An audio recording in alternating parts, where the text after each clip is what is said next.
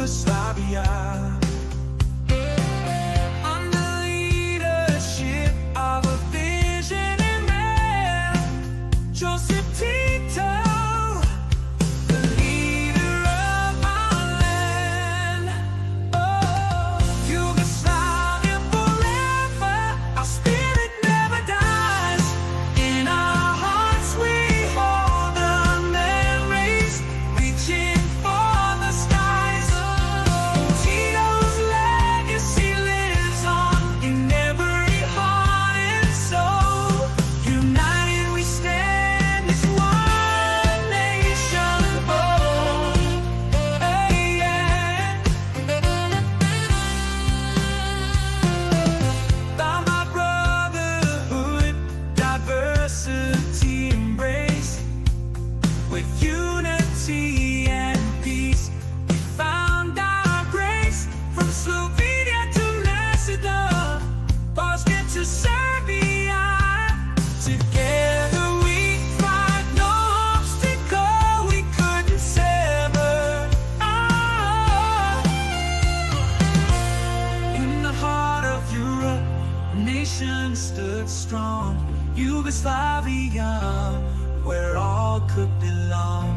Under the leadership of a visionary man, Joseph Tito, the leader of our land. Yugoslavia forever, our spirit never dies. In our hearts we hold the memories, reaching for the skies. Tito's legacy lives on in every heart and soul. United we stand as one nation bold. Hey, yeah. Yeah, yeah. Through the valleys and mountains, we'll stand side by side. Tito's vision, our eternal guide. Yugoslavia forever, spirit never dies. No, it don't. Our spirit never dies. It just won't die. It won't die. It won't die. Can't die. Tito's legacy lives on.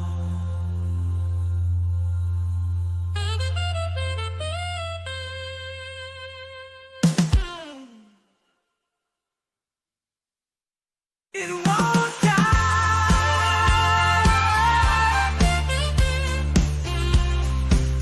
It don't die. It can't die. We will never die.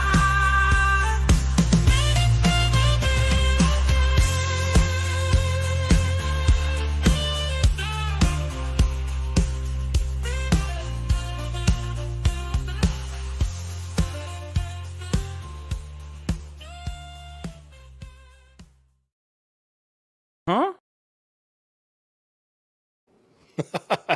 Hey everybody, welcome. It just won't die, you guys. It just won't die.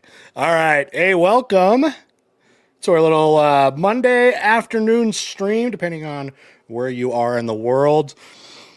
We were going to do this little collaboration later this week, and then kind of the stars are aligning in the fact that my guest, who Hooded Beasts, Mr. Hooded Beasts, you can go and unmute if you'd like, are we are both AP teachers, AP history teachers, and today also happens to be the day that the scores are released for the national exam. And we thought maybe it'd be a good time to just kind of put it all together. And I have not looked at my scores yet, and I thought, although there are plenty of things I probably can't share, like my individual students or course, but you'll at least get my live reaction to how the scores looked. And so, with that being said, our guest today is another history teacher and also content creator, Mr. I'm just going to call it Mr. Hooded Beasts. Welcome. Hey, thank you so much, Mr. Terry, for having me on for the honor of the invitation. Hello, Internet. Hello, everybody out there. I just want to give a quick shout out to, I think it's Heisey is the person who initially commented on your stream previously and got you in touch with me. So huge shout out to Heisey for getting this. Getting it together, yeah. Yeah. Awesome. Are they in chat? Oh, yeah, there we are. Yep, there he is. Yep. So I see was I think we are doing my last Q&A was like, hey, you should check out Hooded Beast. He does videos on historical video games and, like comparing them to history. So why don't you take a second, kind of tell us what you kind of mainly do on your channel. Yeah, so lately, since about September, October of last year, I've been making videos called History Teacher Explains blank, insert game name here. I did a bunch on Call of Duty when the hype was building up for Black Ops 6. And since then, I've branched out to do some other videos. I've done some on Battlefield. I did some on Red Dead Redemption 2. I'm still playing through that game, so it's kind of a series on that. And I'm currently working on a massive video. This is an announcement. I guess no one knows about this yet, but Assassin's Creed 3. The video is coming. It is on its way. It's going to take me weeks, though, because it's such a long game.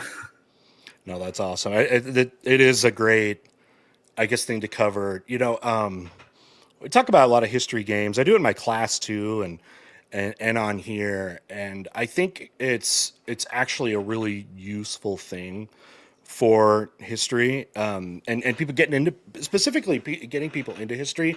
Now you're going to have your people, and they do the same thing with movies, which they'll get super uptight and upset about games and movies if they have any type of like inaccuracies to them, and those people actually drive me crazy, and they end up really, I just think, like gatekeeping history. And where I think what we need to do is, for us that really love history, and again, if you're joining us probably in the middle of a day on a weekday in the summer, you're probably like that too. You're like a history buff, you love that kind of stuff. But it's such a, I think, an important gateway to opening up people into history. It's kind of like their first foray into it. And you play a game, again, like a Call of Duty or an Assassin's Creed, and it can get you more interested into learning something on a more, I don't know, academic level or a deeper level. And I think that's great. And, YouTube videos and stuff are the same way. I mean, how many people, maybe their whole experience with history, again, is playing an Assassin's Creed or watching an oversimplified video or something like that. So I think it's really cool. And then when people like those games, whether they just, for your purposes, just they really love the game and they want you to kind of like validate their love for the game, or people coming in maybe being like, okay, what are the historical inaccuracies? I think there's, like, what you're doing with that is a great idea, because I think it can hit a lot of different people. But I think it's such an important thing. I mean, you're a classroom teacher too, and I know, like me, have you had students where you've taught about something and they've actually said like, oh, I remember that in this game? You're anything like that? Yeah, I definitely have had that experience. You touched on something there that I think is really like powerful, and I did have this thought of like, well, there's other history YouTubers out there. Before I started making all this content, I thought, well, someone has done, and I think you've reacted to this video of like, here's everything that Call of Duty got wrong about history, which is important to talk about, because like, we want to get the history right. We want things to be accurate, but you're absolutely right that it gatekeeps history, and it keeps people from being able to enjoy it, because they're not, it's not perfect. And on my channel, I don't really delve that much into the inaccuracies. I mean, if it's something really glaringly obvious, I'll mention that. Like if there's an incongruency with the time or something like that. But typically, like, I leave that stuff to other channels because other people have done it better than I can. So rather than rehash all the stuff about, oh, this is inaccurate, this uniform or this weapon is, not in the right time period, whatever, I just explain the historical context of it, basically using the game to teach it as like a lesson, Sure. as if you're in high school and I have like the game pulled up on the projector or something like that. But I do have students that refer to video games, and like I know like the Assassin's Creed games are really popular. I had never played any Assassin's Creed games until recently, so I have a whole world to delve into. But I try to make references to video games in my classroom whenever I can. You know, I'll put like little pictures and memes on my presentations, and we'll talk about it. So yeah, it's really fun. And games, like any medium, are a really engaging way to get people into history that's not just reading out of a textbook. For sure. Yeah, I remember I had a kid that, like in my AP World History class, and he didn't. I couldn't get him to do stuff, but he knew history, and he actually ended up getting a 3 on the final exam, and he passed. I remember talking to him after. I'm like, dude, congratulations. He's like, Mr. Terry, I know I didn't do a lot of the work, but I basically passed this because of Paradox video games. So like Hearts of Iron or like EU4. It's like I feel like that carried me to success here, and I was like, you know what? All the power to you. So that's awesome. But anyway, we got a super chat coming in. Hugh Spector, thank you so much. $5 says, heck, in recent years, I feel like older Call of Duties are becoming real. LOL with all these wars we are getting. I mean, yeah, they have like the modern warfare stuff, which always parallels kind of things going on, like for sure there. Thank you, Hugh. Yeah, I mean, it's like a Tom Clancy novel. It's like you can find something probably relatable to current events going on, or at least something similar.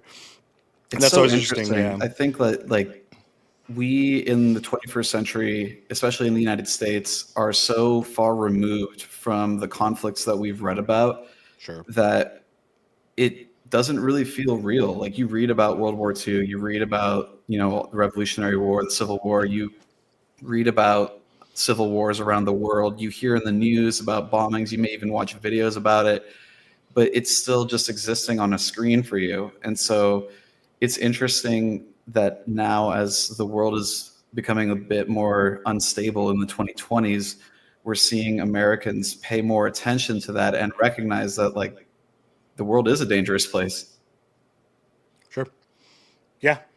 You know, and as we get older, us and probably a lot of people in the chat, as you become like an adult, you start to, I guess, care about those things more. So like you eventually come to an age where, yeah, like global events, global current events, you are interested in because you feel like it does connect you in some way, and whether it's indirectly and you're like, my country has had a stance on whatever this conflict is, maybe there's support going to it, and we build like our narratives of these current events based off of what we know about history.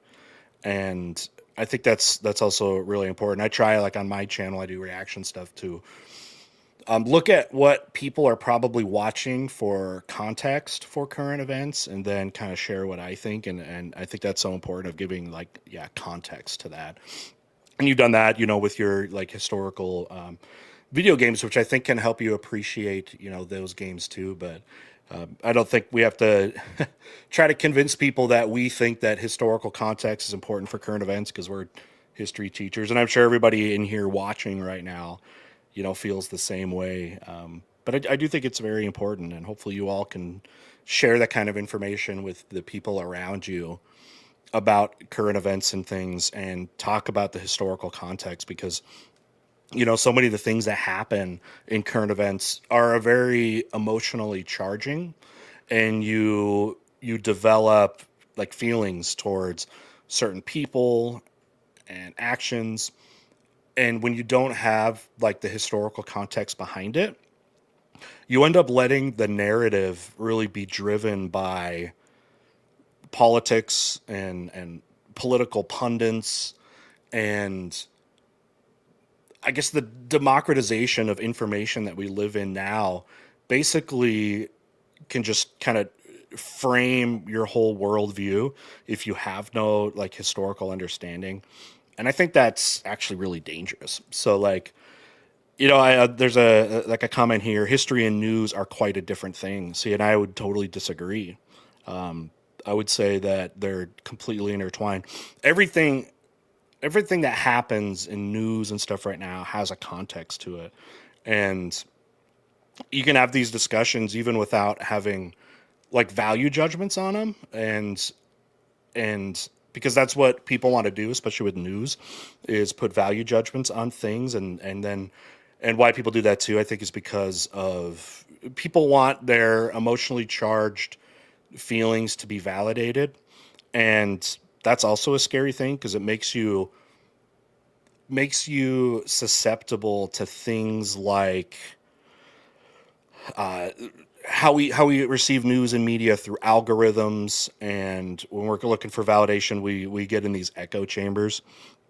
And I think it's so important because you can actually filter out a lot of the crap when you know the current events. You can filter out a lot of the crap when you have those kind of historical understandings. I'm not going to say video games and all that is necessarily going to do that, but it's like an interesting, like you said, introduction into getting yourself more aware. So Yeah, absolutely. I mean, that like touches on why we do what we do. Like, I'm sure you have like very deep reasons for why you think teaching history is important in the classroom. right. And like, what I say is whatever can get a student interested in learning something on their own. Yep. Like if they walk away from my class not remembering the dates of different things, not remembering the exact causes of this and that, but they're curious and they want to learn more, I will say that I've done my job, because ultimately, like, students don't remember, like, how many of us remember from our high school class what exactly our teacher taught us? We don't remember the facts we learned. We remember how that person made us feel. Yes. And if we can engage young people in history in such a way that makes them want to delve into it themselves, to read books, to go to college, not necessarily major in history, but maybe take a history class just for fun, like, that's a job well done, in my opinion. Sure. No, absolutely. Shout out to Jen, longtime supporter of our channel. Just gifted out 10 memberships to the channel. Thank you so much, Jen. Appreciate you doing that. Maybe some of you were the lucky beneficiaries. If you are a member or you get gifted a membership or anything, one thing you get on my channel at least is early access to all of my videos that come out. Once I upload them to YouTube, they are available to channel members, and then they go public at the normal production time. So that's always cool. A lot of my live streams and stuff like this, after they're done, they go into kind of members only, and so otherwise it kind of messes with the channel. But thank you, Jen, for doing that. And again, my guest today, you guys, is Hooded Beasts. Mods, if you would occasionally drop some links to the channel as well, to Hooded Beast channel, and you guys can get involved with that. Now, what I wanted to, I think there's some good discussions we can have about teaching and role of history and stuff, but for selfish reasons right now, I want to talk about AP scores, because as a teacher, if you guys don't know, I have a pretty international audience, and especially since we're streaming at this time, I got all my friends over in Europe and Asia and stuff. And by the way, go ahead and you can drop in chat where you're from. I'd love to see how international we are today. But if you didn't know, in the United States, and I guess it is globally, but it's connected by what's called College Board in the United States. And College Board runs what's called the AP program, which means Advanced Placement. And essentially what it is courses taught in high school for college credit. So it's a university level course, and it ranges all types of different subjects, not just history. There's science, math, art, all kinds, like basically everything. And the big kind of moment for an AP student is at the end of the year, you have some kind of you have a final exam. And that exam just on its own will determine if you get the college credit or not. So these happened in May, and myself, I teach AP World History, and Hooded Beast, correct me if I'm wrong, this year you did just U.S. history, or what else? Yeah, so this year I did AP US History, and then in previous years I've done AP World, and then for the 2025 to 26 school year, I'm going to be doing AP Government and Economics. So you're not doing AP World anymore. Did they drop it at your school or? Yeah, so my school is pretty small. We only have one teacher per subject typically. And what I've been doing these past couple of years is I've been teaching like a couple sections of these AP classes to take some of the pressure off of the main teachers so that they can have smaller class sizes. Right. So I'm not doing AP World this year, but I loved AP World. I would love to teach it again. It was so fun. The content's, obviously super fun. So that's awesome. So you'll get to, we're both going to be kind of checking this out, trying to see how things are going. Now there's an interesting thing about this too, but so we didn't have the same classes this year. So it's we can't really compare ours, but, one thing that is different again, or what is similar across APs, everybody in the country is taking the same exam. Although there are a couple versions depending on time zones, but lots of thousands and thousands of people are taking the exact same exam. And again, still getting a couple of questions in here. Just imagine a college course taken in your high school, your secondary education. And if you pass this test, you don't have to take it when you go to your college or university. You kind of double dip. You're going to get your high school credit, and because it's a university level course, you're going to get that accounted for, and it's like being able to be in college, right? And one thing that's different, and we were talking about this off stream, is like our demographics of where we teach. I teach at a school that is a public school. It's a large public school, and the socioeconomics of of where I live is it's suburban, it's middle class with some pretty with some middle to upper class or upper middle class areas as well. So like where I teach my community is at a higher education level than maybe some other places were. So already that puts some of my statistics or something like that maybe a little bit higher. But like for Hooded Beast, everybody in his classes takes the AP course they have to. Isn't that correct? Yeah, so I work at a charter school. It's a pretty smaller school compared to the public schools in the area, but we serve primarily low income, underprivileged areas. Title One, which is a program where students receive free lunch, is common for at least 50% of our students.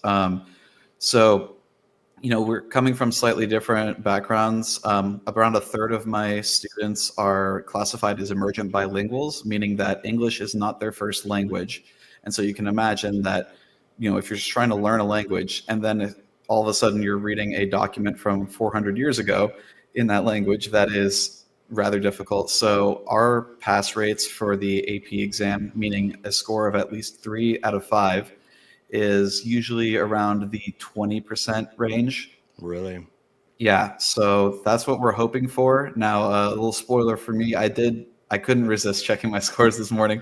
Sure. I don't have my scores available. For some reason, my school's scores are not available yet, so I can't really comment on how my students did this year, but definitely I can talk about how they've done in previous years and Sure. make some predictions about maybe how they did this year. No, that'll be useful. Did you just recently check? I mean, I know you checked this morning, but have you checked within, I don't know, last hour or so? I checked about an hour ago, but while you're pulling yours up, I'll Yeah, go and go check again. Yeah.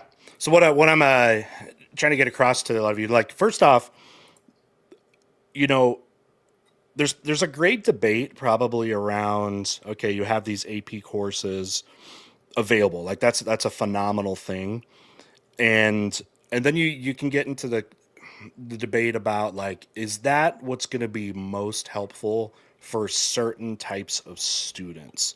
You know what I mean? Like, is it going to be self-defeating? Let's say you're a student again. You're an ESL student.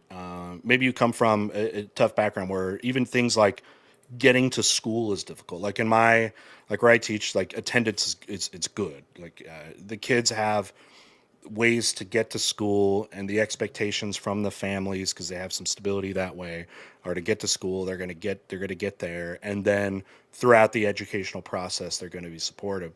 But then in some areas, maybe like where he teaches, that might be a little bit more difficult, and then added to that, like the language. Again, what if you guys right now, like think about it in chat here, if you were in, say, another country, there's another language, you are not fluent in the language. And we all know too, if you've ever learned another language, speaking is very different than reading. And you are now going to take a test that is primarily reading and writing.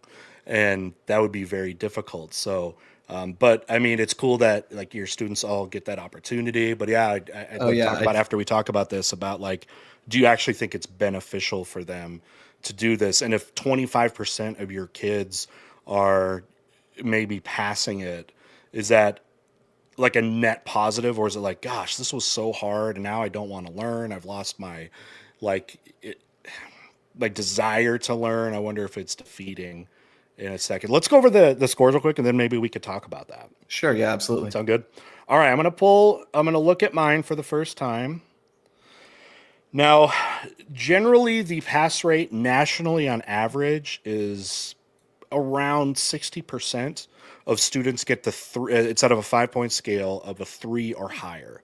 And that's by most universities considered passing. Now, some might require a 4, and especially, and it might be a little bit harder if it's like a private university. There's even a handful. There's like a dozen or schools I saw that are that have a 5. There's like some Ivy Leagues, and it's like, okay, wow, that's pretty crazy. But so now for my school and my classes, just because of like the community I live in, that rate is usually much higher than that.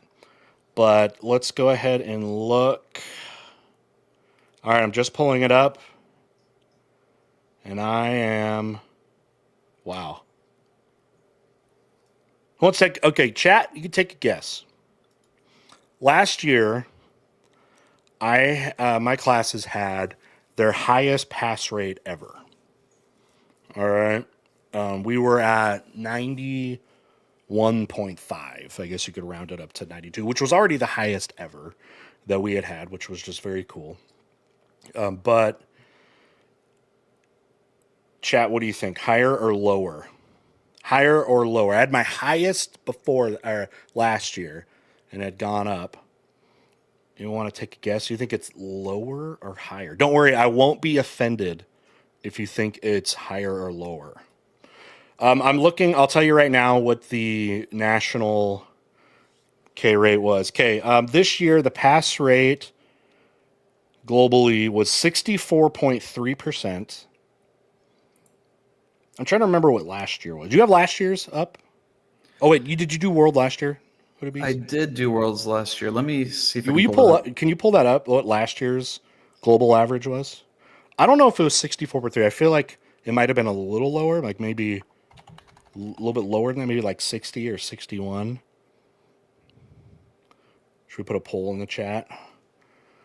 Will this year's scores be higher or lower than last year? Now, last year was going to be a different set of circumstances because the rubrics changed, and it was easier to get higher scores last year.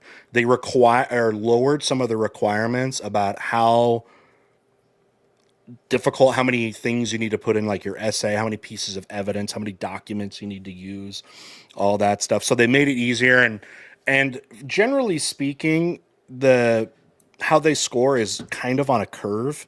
They want to give out a fairly similar, not identical amount of 5s, 4s, 3s, 2s, 1s.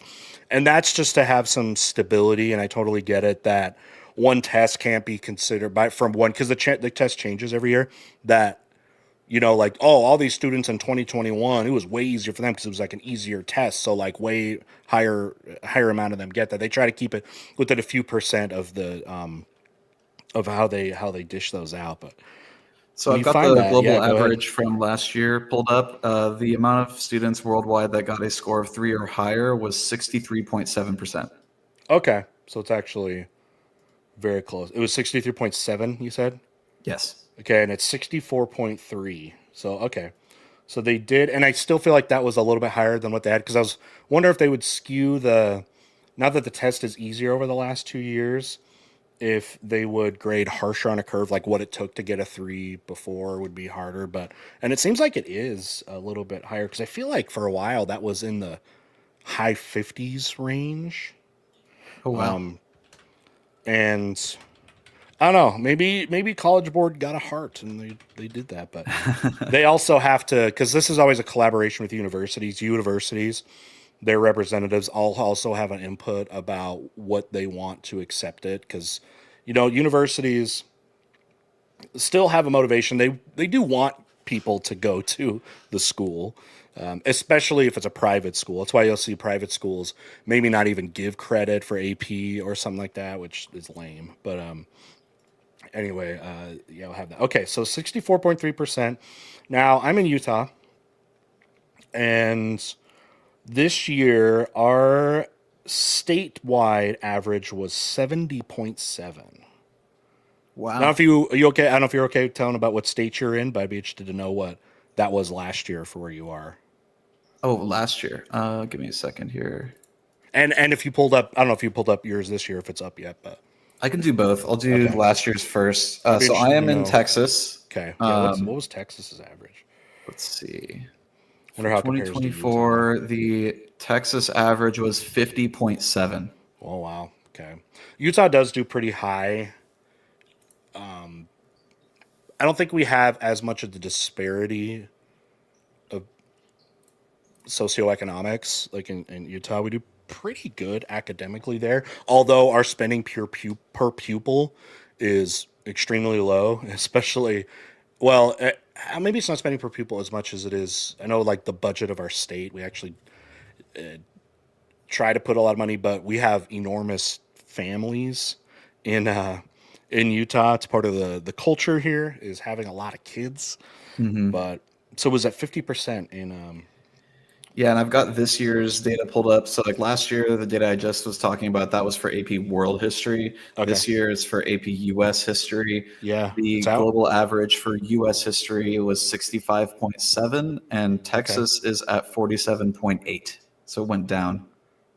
Ooh, and that's for US. Well, actually, I don't have the US data from last year, so I Yeah, can't you say it don't, went but down from there. But they probably keep it pretty consistent though with I would probably say the others. yeah, Texas typically performs a little bit lower than the average. Why do you think that is? I don't know. I mean, it's easy to say like there's a maybe a disparity of socioeconomics. Do you think, I mean, as a I teacher think there, do that you think there's any other type of elements that are in that discussion? Yeah, I mean, I think there's lots of people that are like quick to jump to the political thing and talk about like the state's governments, blah, blah, blah. There is definitely something to be said there for like what the expectations are for considering a passing score. So I'm not sure how it is in Utah, but in Texas, the students have to pass what's called the STAR test, which is like a state standardized test. And they have to do that for only US history. And the percentage you need in order to be considered passing to be able to graduate high school in the state of Texas is super low. It's like, I want to say in like the 40s, 40%. So you can get less than half of the tests accurate. And this is not like an AP test. This is like a normal multiple choice test that honestly, if you just have common sense, you could probably figure out most of it. Really? Yeah. So I think there is an element there where like the state's standards are fairly low. Um, but as you pointed out, the demographic situation in Texas is pretty different. We have a lot of people who are new to the country who may be learning English while they're taking these classes, and that makes it extremely difficult, especially when, for example, at my school, we touched on this earlier, but I didn't actually go into it. But every student at my school takes AP history classes all 4 year of their high school career. So they don't opt into it. Like at your school, they have the option to choose it. If they're into history, if they do well on it, in some schools around the country, the school can actually deny a student access into AP if they're not performing highly enough to be able to get into it. So at my school, things are different. They make everybody take it. And so that Can definitely drag it affects down. our scores. Yeah. Yeah, for sure. I don't know of a school in Utah, and I would have to talk to more charters or anything. I don't know of a single one that does required AP exam. So that's naturally going to bring the scores down. But like, I also think we put way too much into stats like that. Like, you know what's actually a really overrated stat, and people might not be ready to hear this, is graduation rates of a high school. Oh yeah. Yeah. And the reason being is, you know what you can easily do as a school to get your graduation rates up? Make it super easy and basically just like pass everybody. Oh Lower yeah. your standards. And that can happen. So when I see that sometimes like graduation rates, there's so many more questions, and you could say this with the AP exam too. There are so many more questions that have to be answered about those type of statistics. Yeah, I could easily in our school, you can just pass everybody, and it's going to make the administration look great. They're going to love that. If you're the principal at a school, you know how great it is on a resume to be like, yeah, we graduated like 99% of our kids, whereas this other school, maybe it's like 80. But guess what? They have higher standards over there, and they push their kids, to do this and that. And I think that's value to that. But I think, yeah, statistics can be very misleading. Yeah, preach, Mr. Terry, preach. I'm totally on the same page with you there. I'm not going to name anything. I'm not going to get into specifics, but there have been times where I was, let's say, questioning, how did that student pass? Yep. Yep. We just had graduation a few weeks ago, and as teachers we all go and we actually work and we'll supervise and stuff, and you'll see the kids getting their cap and gown and walk, and it's a kind of a running joke for teachers at graduation. We'll be like, that kid's walking and he sure didn't pass my class. I don't know why Hey, did he pass yours? did he pass yours? Like he or she did, how are they walking? You know what I mean? So yeah, some of those, there's just so many more questions, and it is hard too. And what's kind of unfair about that is, if you're like the state legislature who has so much power over education in your state, what are they looking at? They want to see the most easily acceptable or easily like accessible, I should say, statistics. They look at that thing. So you have that star testing. Okay, we have something too. It's like in Utah, it's one. It's like the Aspire or something, and it has like, at least for ours, no bearing, I think, even on their education, like graduating or anything. It's just data that I think just goes to like the state legislature, and they just use that to assess schools. And I think they had so much pushback on it that I think students can even like opt out of it or something like that. But Oh wow. fortunately, yeah, for so many people that are important in education and allocating funding and assessing things, they are just going to look at, okay, what's your graduation rate? What's this? Without going deeper. And I do feel like that's problematic.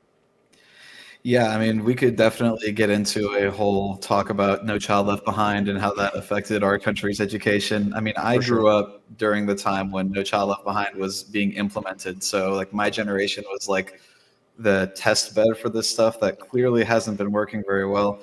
But I think the obsession over data, I mean, I don't know. It's on the one hand, you want to know how students are doing. On the other hand, is testing really the best way to know? I, I feel like most teachers would probably say no. Yeah, a teacher, yeah, I was going to say something different. But then I also understand there's like some kind of metric that is like important, but the hardest thing about educational statistics is comparing them. Even on like a class by class basis, like even in my school, okay, we might have 5 people to teach world history, and like comparing the students' results just based off of that is different because we have different kids, we have different classes. I talked to a teacher where it's like, hey, a third of their classes are kids on IEPs and 504s, and they have special accommodations and stuff like that.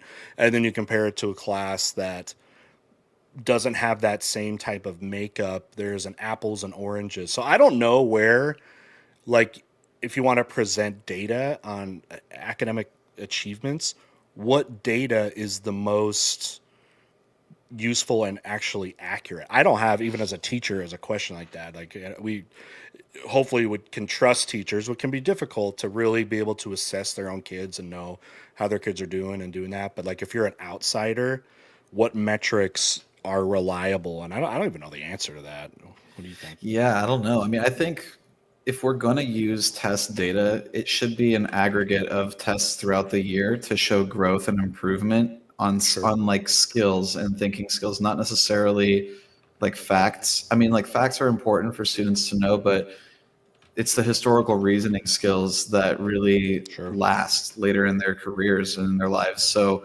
if we're going to do any kind of data analysis, doing something like a beginning of the year, middle of year, end of year, like is there progress, instead of just putting it all on one test? Because I'm sure you can relate to this. Anything can go wrong on a test day. Sure. My students this year, for the AP US history test, they got some really bad news about one of their teachers on the day that they took the test. So they're going in there like emotionally distraught. And so that probably has an effect on their scores. Like I said, I haven't seen them yet, but I would imagine that we might see a slight drop compared to last year. Okay. Yeah. You know, we have that's been a big thing about pre and post tests as well. And like, okay, our whole department's going to use a pre and post test, and showing growth is like the goal. It's like we want to see this much growth. And then the same thing happens and can happen. You know what we're going to do is make their pre-test insanely difficult. You know what I mean? And then all of a sudden, oh wow, Artificially drive it everyone's down. showing growth. Like holy crap, they sure grew so much. So there's even flaws in like that kind of stuff. It's like it's so easy to manipulate stuff to make it look better or worse. And I still have such a problem, you know, trying to grasp that. How can I deal with that? Then there's like the intangibles about education too, like that isn't statistical. Like how many kids are you like have been able to reach out to and make like meaningful connections that are improving their lives with developing good relationships, developing friends, developing social skills, and there's no like statistics for that. And although, you know, you would hope societally we also value that, but that's even harder to like quantify. Yeah, it's just one of those things. Like, how do you even go about measuring that? Should we measure that? I don't know. I think to a certain extent, there's too much government overreach into education in general, because like what No Child Left Behind did was say that like we need to track how these schools are doing, and we're going to Right. use standardized testing to do that.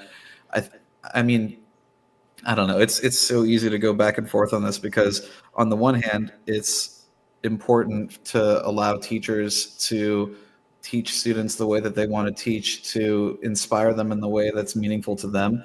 But then, you know, especially in the climate that we have in this country today, you're going to run into massive differences in education across the country. So there is something to be said for standardizing it across the country, but I don't know, what is that line between overreach versus, you know, just chaos? You know, one of the issues also came from like No Child Left Behind. So back in the Bush W administration, George W. Bush administration, they put through No Child Left Behind. This idea that was supposed to help, I don't know, the standards, I guess, of education and stuff. But some of the way that the statistics would like affect changes probably ended up being very negative. Like for example, one of the things, it was almost like a threat, like almost teaching these like schools nationally are like a bunch of different franchises of a big corporation. And what do you do in the business world if one of the branches is failing? Oftentimes you close that branch, right? And unfortunately, No Child Left Behind also had some of those elements because in chat, I want some feedback on this. Let's say you're one of those schools that was academically struggling. What happens, what should be happening with something like funding? Okay, like funding. The school's struggling, okay? Do you threaten to withdraw funds in that way and put more pressure on the schools to do better? or do you like increase funding for those places? Now, what ended up happening was the threat was like pulling funding from failing schools. Like, okay, you're not doing well. Okay, if you're not going to do better, we're going to pull your funding. So, what does that actually do? Is the effect going to be, okay, let's just underfund the bad schools so now they're going to get even worse? Or is it actually going to provide some kind of pressure to, I don't know, do something like that? But yeah, but that was kind of how it went down, was like withholding funding for those schools. And I don't know. I've been the side that I don't think that's ever going to help.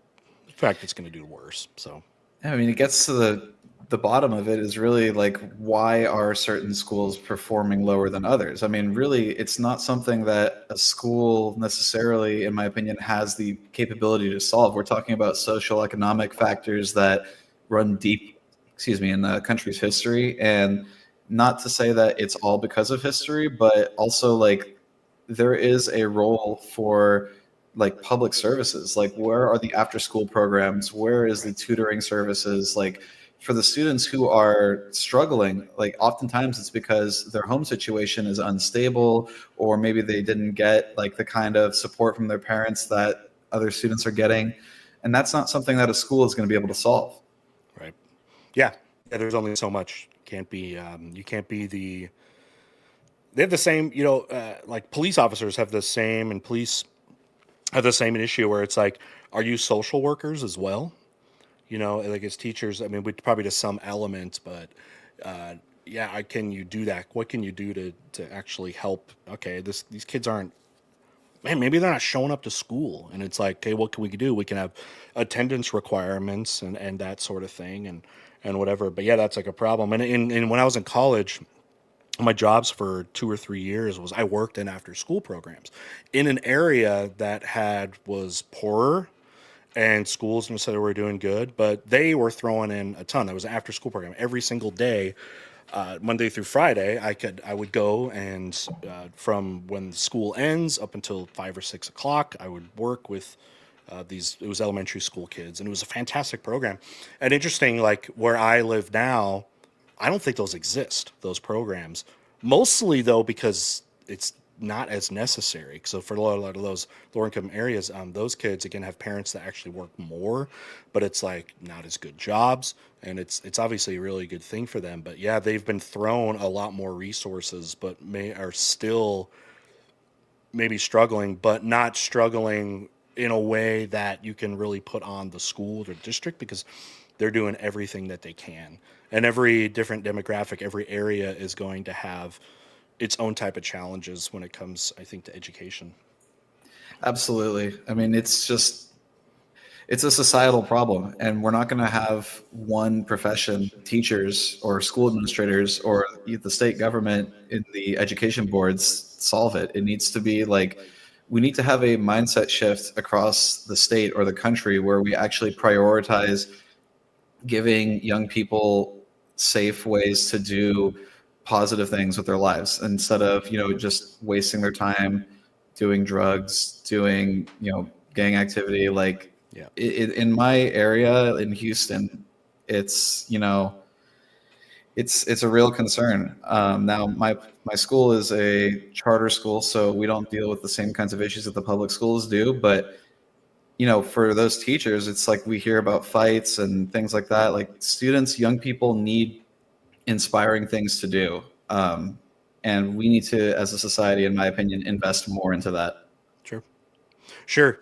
And you hope it helps with academic achievement, but at the very least, you're going to get social rewards from that. Like for those kids that I worked with and that kind of have some tougher neighborhoods, you can't tell me, even if the school academically was doing better, but that after school program from those kids from 3 to 6 every day after school, was it better for them to be with me where maybe we do homework, but we're gonna go play basketball, we're gonna make a team, we're gonna go do this, or go out and wander the neighborhood, and who knows what they encounter. Like those are things that have to be considered, wins that way, and it's only going to help obviously education.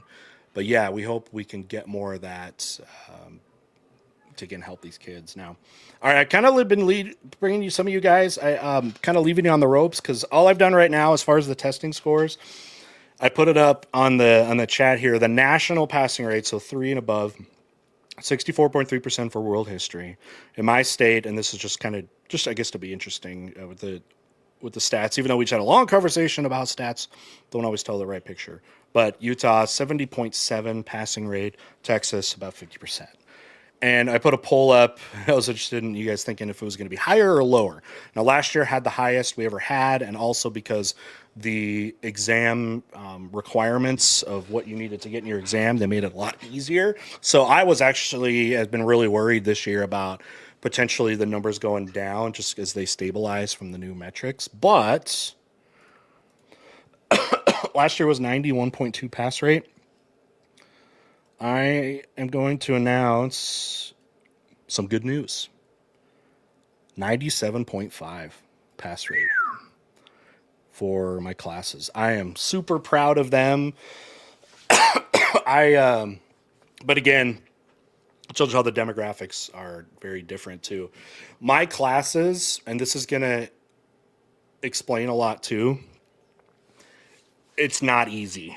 And even I've compared to other teachers and other schools and stuff about like what they require their kids to do. Like some of them have given up on the idea of like really making them do things. Maybe it's outside a classroom. And there's an argument for that, the whole like homework argument, especially for depending on your age group and what type of class you are.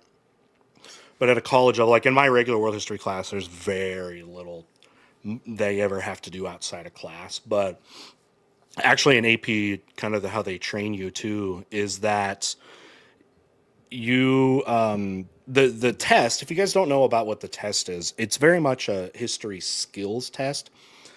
It's not a bunch of just fact recalling or fact identifying and that kind of thing. What year was this and that? That had changed. So it's much more about how to be an historian. You have to be able to first know the content. It doesn't mean you don't need to know what important events were in history, but it's a lot bigger than that. You have to be able to interpret and read, historical like documents, data, stuff like it. So document analysis. And then you have to be able to write. You have to be able to write not just in recalling historical information, but actually make arguments. If you ever take an AP class, you know about the infamous DBQ essays, document-based question essays. So it's actually 25% of the entire score is on one essay, and what you're given is 7 documents, and then a prompt to write about. And I can, what we ought to do here when we're done talking about this? We ought to show them maybe what some of the prompts were that our kids did. Yeah, that's a great idea. Access that. That would be great. And I'll actually show you, for example, not without going into too detail, like what these students had to write about. And it's like, maybe it's about discuss the causes of this thing or something. And then you have a whole bunch of documents you need to incorporate into your answer. You have to argue with it. It's an argumentative essay. And some students, now my students in AP World were sophomores. Were yours when you were doing it? What grade were they? They're 10th grade sophomores, okay, yeah. Okay, so 10th grade. And for that, you're still at an age where you're learning how to write and argue and stuff like that. Students are going to get better at this as they get on, junior year, senior year. And if you're like me, I was a horrible writer, actually, in high school. And I didn't learn how to write till college. But same. And even that, it was late college. You know what I mean? Because I was never taught, like, how to... Right. Well, I had like language arts writings classes where you made these fluffy argumentative essays. But as far as like incorporating documents, analyzing it, being nuanced and offering counterpoints, like I'd never done that. And does it drive you crazy when students in your class write your history essays like an English essay? Yes. They use statements like I and I feel, or they do these like fluffy intros, yep. Like since the dawn of time, man has, and you're just like, get to the point. Yeah, exactly. And that's something I have to tell the students that, and some are very relieved with that. It's like, no, sorry, your essay is actually going to be a lot more kind of boring and analytical. And depending on the students, some like that, like my STEM type students. It's like, okay, just tell me, I'll just get to the point, get to the fact. But then yours are more philosophical kids that want to, yeah, write fluffy, and they might struggle with that more. And they write so much fluff and really no content that they don't do well, or shoot, they run out of time because they just BS'd. Because you can't BS these essays. You can't BS. Like, as you No. know, you got to have data. There's a rubric, so it's not. And some kids struggle with too. They're like, but you get this. How long does it need to be? How many pages does it Oh need to my be? God. This and Yeah. that. How many paragraphs do I need to How many write? paragraphs? And these essays they don't have that because so many kids have been taught about that. Like, the longer your essay is, by default, the better it is, and that's just not the case in academia. Yeah, maybe It's we like, can show the rubric as well. yeah, do that. But anyways, I am super. That's amazing. Dude, congratulations. That is awesome. 97.5%. You know, I I'm trying to think what I was doing differently this year. I know early on when I started doing AP, I don't know if you were like this too. I was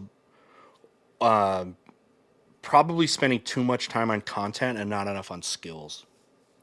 Yeah, What do you think? definitely. I've learned that in the past year. Actually, this was my third year teaching any AP class. And like the first year, it was all about just like, how can I get through the content, especially in a class like world history? How do you cover the history of the whole world in a school year? There's so many things I wanted to talk about. And, from a selfish perspective, like nerd out about history, like, oh, yes, let's get into the nitty gritty about the horrors of World War I, when in reality, you get like 2 or 3 days on it. Yeah, that's the sad But part. definitely, like, now the purpose, like, I understand the purpose of the class a lot better. It's about teaching them the thinking skills, and when we pull up the rubric and stuff, we can get more into like what that actually requires. But it's pretty intense for those of you in the chat who've never taken an AP class. It's almost on the college level, if not at the college level. I'll be honest. I think the AP class, like that I've done, was harder than the history classes I took in college. I think so too, because in college, I mean, in my experience, it was mostly just writing essays that were take-home essays. Now, granted, that was before the age of AI, so I don't know how professors are doing it nowadays. I would love if there's anybody in the chat who happens to be a history professor at a university, like, what is it like now? Like, do you assign take-home essays? Do you have them write it in the room? Because I've basically gotten to the point now where I don't assign take-home essays. There's no point. No, and it's been nice. The way that for our our tests and the skills involved. One thing I like about our class, the AP stuff, it's basically AI proof because it's skills and that sort of thing. But yeah, all it's all sit-in stuff. And even my regular classes, I don't do that anymore, or at least put a lot of weight into it. But crap, what was I going to say? So this kind of ties in with that of how important it is to spend time in class practicing reading documents and writing and structure of that and the rubrics. What does that then mean for content? Because you still have to know the content. And I think one of the reasons why also my class is challenging for the students is the content. I would say 75% of the content learning is them on their own with assigned reading. And they have a book and I assign them reading questions and stuff like that. When I first started doing AP, I was like, all right, Cornell notes. You know what Cornell notes are? Oh yeah. Okay. So basically, and if you don't know in chat, basically just like, read the book and then take notes. And here's a framework of how you can do it and how you can organize it. And I found 15-year-olds aren't good at that. They have a hard time of knowing what is important to know in this thing I'm reading. So I kind of shifted towards actually providing them guided questions to answer, but still keep it within like the skill work. Like, okay, what were the effects of the French Revolution? And they got to bring that stuff down, but be more specific. But what that has required though is the students pretty much every day coming into my class need to have read. And kids that are good at that can keep because it's like, pretty much every day you got to be able to manage your time, and you've got to be able to be efficient with that and like stick to a schedule. But it does put a lot of personal responsibility on the kids. And then the class time, and I said about 75% probably of the learning of content they're going to be doing on their own. So there is a 25% that I help them with. And what that usually looks like is in class, I do like to review quite a bit. So my whole thing is like, you needed to have read maybe this chapter or whatever, this thing by this time, and you got to turn into questions and stuff for it. And then I will hand pick a handful of those important topics and then review them in class, and give a little bit more, maybe a little more context, add all the fun little side stories. You know how, like you're saying, it gets really hard to keep up with pacing, but you always got to build in a little bit of time for the fun outlier You've got to. stories. You have to, otherwise it becomes boring. Something to hook the kids, right? And Yeah. I like to do that. And I feel like that hooks some of it. And some kids, I'll notice when they're writing or answering questions, they're only just regurgitating the things that I said. But hopefully, if I'm doing a good job, it's stuff that is still very relevant, and some kids can kind of get by with that. But again, what that allows me to do is, since the students are doing so much of the content on themselves, I can spend at least half the class period working on, okay, here's some documents, let's go through these, or hey, let's talk about how to format an essay and how do you cite documents and those kind of skills. And Yeah. what do you think? How do you use class time? Do you grade their homework? Yes. Okay, so that's interesting because my school, the school policy is that we cannot grade their homework. And I know this is going to be like a shock to many people. AP and has to be different. That's my argument. It has to be different if it's AP. I'm sorry. Oh, I agree with you. I mean, because has to especially if we're putting every student into the AP class, like especially the ones who don't really like have the content knowledge to begin with, they need to do that. The argument that the school makes is that, different socioeconomic reasons, the student may have to take care of their siblings later, or they may have to work after school, and so they don't have the time, and it's not fair to them. Sure. So I kind of understand that, but at the same time, it's like, surely there is time for 30 minutes of reading. Like, there's no way you don't have 30 minutes to read for the AP class. Now, maybe that's just me being selfish. They do have other AP classes, but they should focus on mine, dang it. Well, it's like, okay, the National Exam and College Board, they don't have that policy. They're not going to be like, all right, you're going to get a different grade with that. 6 Appy Beef, I don't know if you know kind of what we talk about that. So like what we're talking about with their homework is, here are the learning objectives, right? So they have all these learning objectives, and their readings that they're doing on their own is to like provide evidence of that. Maybe one of the learning objectives is you need to be able to explain the effects of interregional trade on the Silk Road, right? And they've got to be able to do that and know if what they if they're right or not. They got to know if they're right or not. I need to know if they know it or not. All right, if I don't know what the kids don't know, then how can we help them? How can you know? The most important way that a student learns is by knowing what they don't know. So you front load them with, okay, here are the things they need to know. You need to be able to demonstrate it. And it's called metacognition. Okay, metacognition. Now, the fact they do it at home and stuff, whatever, besides the point. But they have to be able to know what they need to know. So if you're saying like here, for APUSH and AP World History, read the textbook and take a quiz on the content the next class. Essentially, that's what we're talking about, though, right? At the end, at least for me, they do a 3-question quiz along with their reading questions, and then they do a quiz too, and then they give that to me. And what I generally do, at least for me, the quiz, obviously it's like, hey, it's got to be ABC, you got to get that right. But as far as like their notes that they're doing and the questions they're answering is,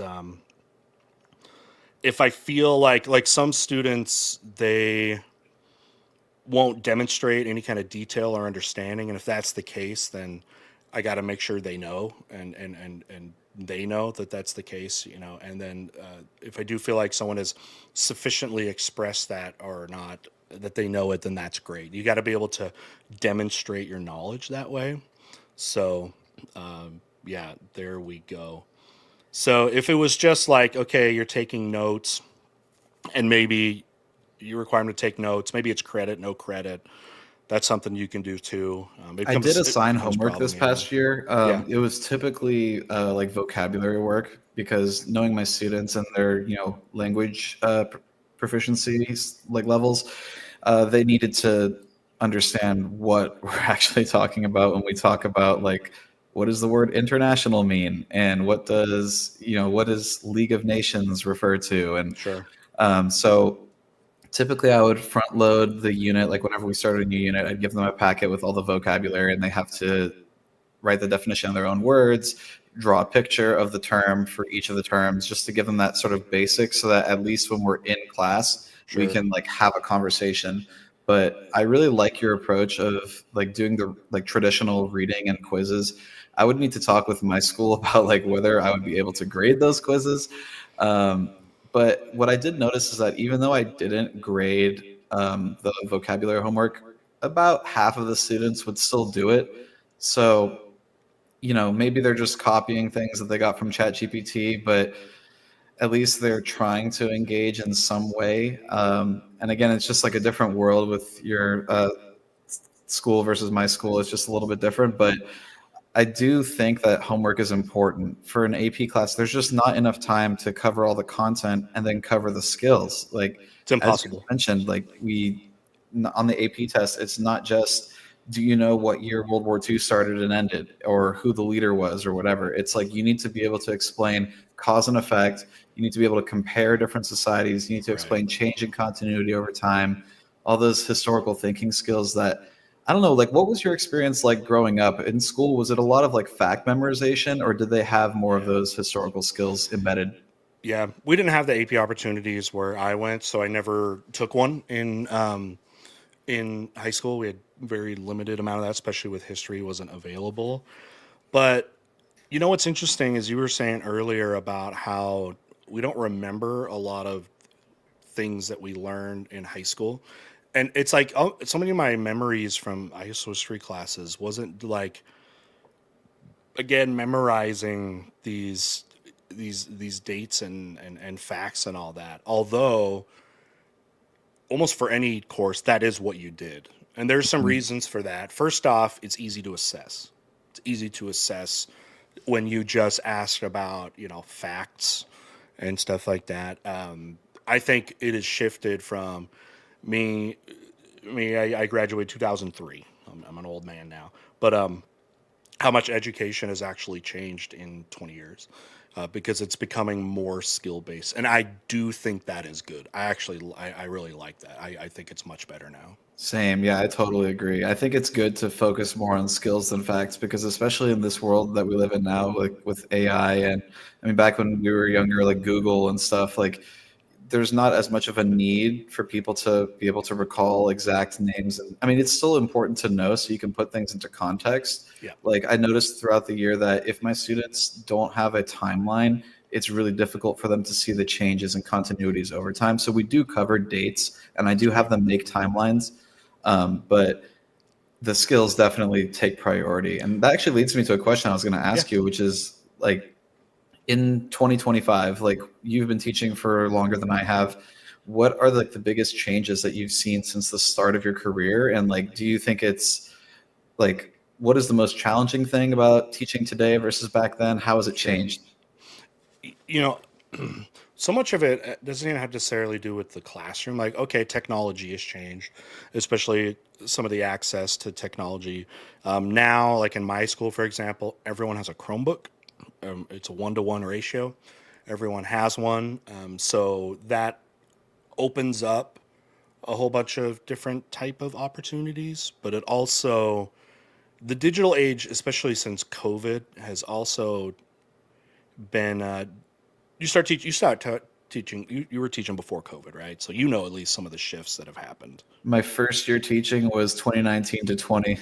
So it was the first year when mid-year it all went to hell, right? Okay. It's quite an introduction. So the biggest changes have actually happened with the kids in the sense of how their lives are changing in a way. When I first started, like when I was in high school, again, 2003 or whatever, a couple kids I knew had a cell phone, for example, and it was a Nokia phone that didn't have all the apps and all that stuff. Okay, whatever. And then when I started teaching in 2010, all the kids had phones, but it wasn't necessarily like, hey, all the smartphones and stuff. Now, the age group we have now, it's the digital age. They're iPad kids. They grew up with an iPad and a smartphone, in their face, and it changes their whole interaction with the world, and of course, like with school. And when that had been a challenge, and always like, especially like before COVID, it was like, how do you get ahead of these things? Okay, these kids all have this access to technology, so what our goal needs to be is to I don't know, educate in a way where it's at their level and their experience. So how do we integrate technology? And the educational technology industry has got to be one of the most profitable things in tech right now. It's like you can make so much money by having these things, even if it's just something like Canvas or whatever. But how many websites do we have now, again, that are like digital learning tools, and they're all incredible. And every year there's a new one they roll out. And there's cool ones. There's some amazing things that happen, and then so that became such a problem, I think, going up till COVID and until about a couple years. And I'll tell you how my experience is going to be unique at at the school I'm at. But the hardest thing was keeping kids' attention, of course, because they're addicted. The dopamine rushes and addictions to their technology. Kids don't know how to deal with being idle. They didn't, they didn't know how to do that because being idle was never a thing. You always had some kind of, I don't know, stimuli or something like that. But it was so hard to do things like, okay, we tried to integrate all the technology, and then it became like too much. Having kids be able to focus, okay, we got to put our devices away and all this stuff. And then COVID was interesting because we went pure technology, right? At most schools by March of that 2020 went fully online, and we might think, okay, this is going to be, and it was a pivotal point in education. Okay, we're going to teach digitally. We're going to use all the technological achievements that we have made academically are now going to be at the forefront of education. Okay, so we got something like Canvas or Google Classroom or whatever you're going to use, and we can put all the assignments there, and kids are going to be able to type up their assignments and do this. They're obviously going to have access. They're going to be able to cheat like crazy and all this stuff. You have that. You can use all the cool apps, all the cool websites. That's great. You can try to do, lecturing live, and we did a lot of that. I would do lessons online. We had all this technology, and it seemed like that was going to maybe even show that like traditional school is almost obsolete. Oh yeah, I remember this conversation. Okay. Yeah, we were all going to become online tutors. Yep.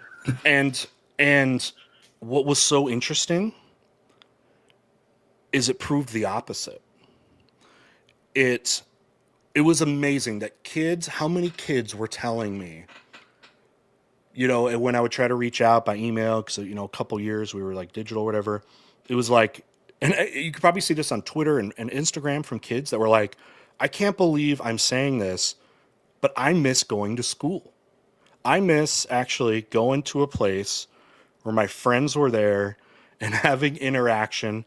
I'm sick of looking at a screen for all of my learning, because I'm already on my screen because I'm on my iPad or my phone, but now all I'm doing is digital learning, and kids are telling me I miss like having a piece of paper in front of me. It was so amazing to see it. And what's interesting right now, I think, and maybe I don't know if you've experienced this, there is a swing going back to more, I think, traditional stuff. When we came out of COVID, you know, a lot of teachers, a lot of people were like, okay, this is great. I'm now going to digitize everything. Okay, yes, we're in the classroom, but here's what we're going to be doing. Everyone's going to have a Chromebook or a laptop out, and you're going to be doing your assignments. You're going to be reading and writing online and that sort of thing. And by the way, there are students that actually did very well. And even a couple, I think, are even showing in the chat where like I was doing really good online. The thing I found with a lot of those students, like there's a small percentage that maybe did better in that setting, but that's usually because of like the social settings of school. And one of the legacies now from COVID is you're going to be seeing and probably have seen more online schools, more online opportunities. Our district, in the wake of COVID, permanently created like a digital high school. Like if you want to go fully that's interesting. online, like you can do that. Now, there's been an interesting dynamic with that. Some of the kids that did it were like, oh, this is going to be cool. I'm going to be able to like just sleep in and do whatever.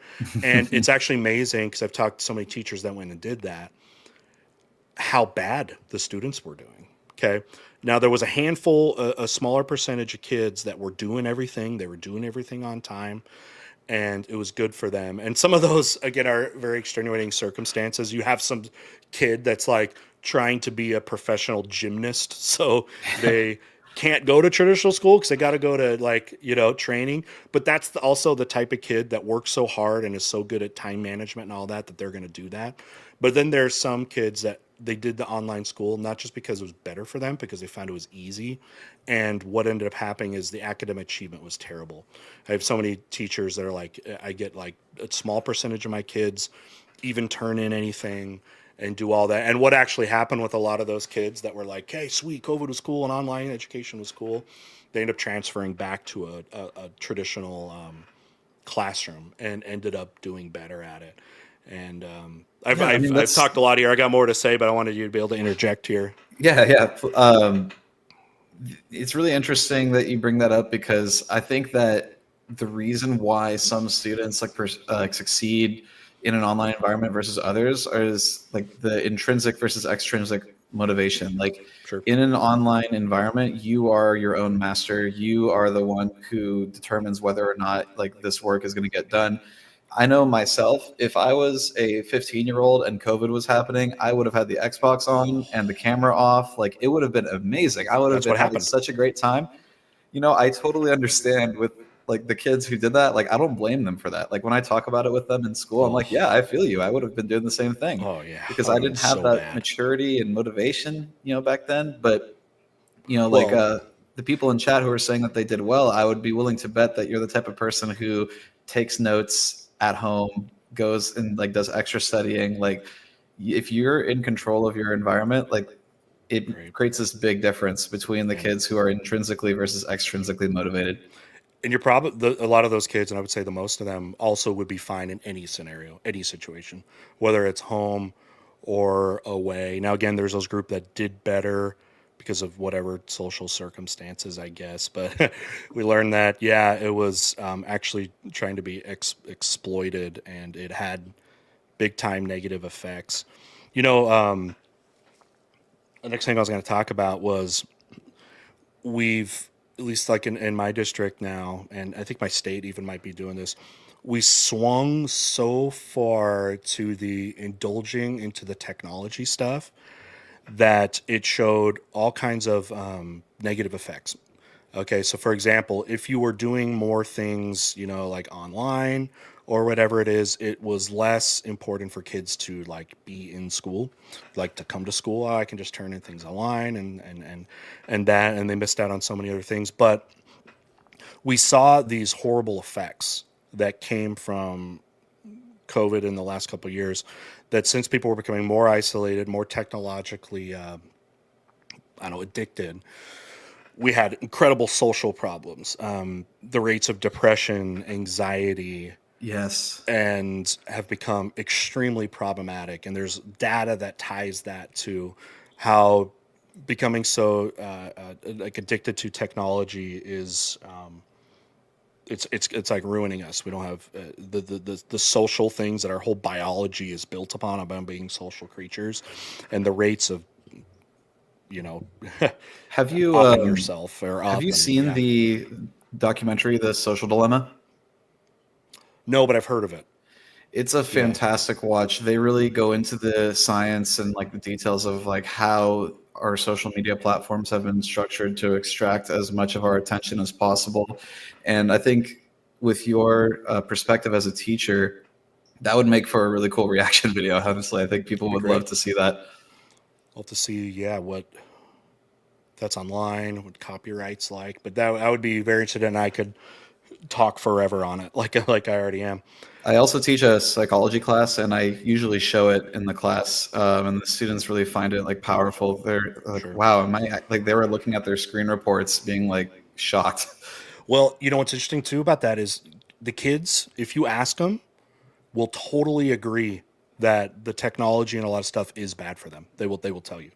They'll tell you Yeah, that. They're like, "Yeah, I know it's bad," or whatever. And they know the whole thing. It's almost become a meme now where it's like how so many of these app developers don't let their kids use the apps that they work on. yeah, You heard of that? And it's scary, like, isn't why it? do you think they do that?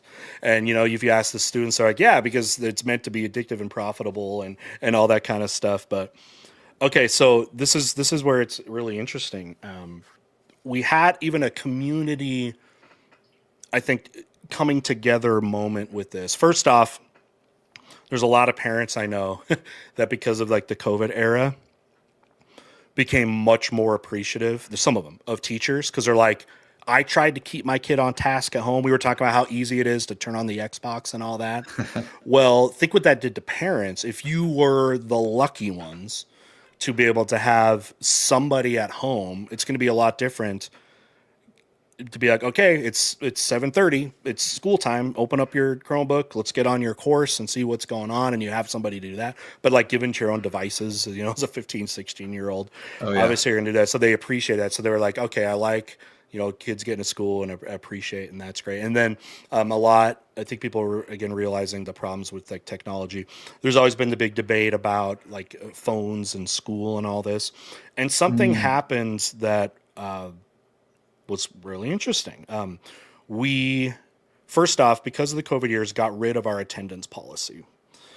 There was no negative effect for missing school. It was like attendance wasn't part of everything. Now, before a lot of the COVID stuff, my district had an attendance requirement. If you had a threshold of how many tardies and absences you could have before you actually had to make up that time, and how you did it was outside of school. They called it a like attendance school, but it essentially was a study hall. Like for every Hmm. absence you were there, you had to basically make up that amount of time after school, and you checked in with a person and that kind of thing. And it definitely you could see the correlation, or it's not even a correlation. It was definitely probably causation.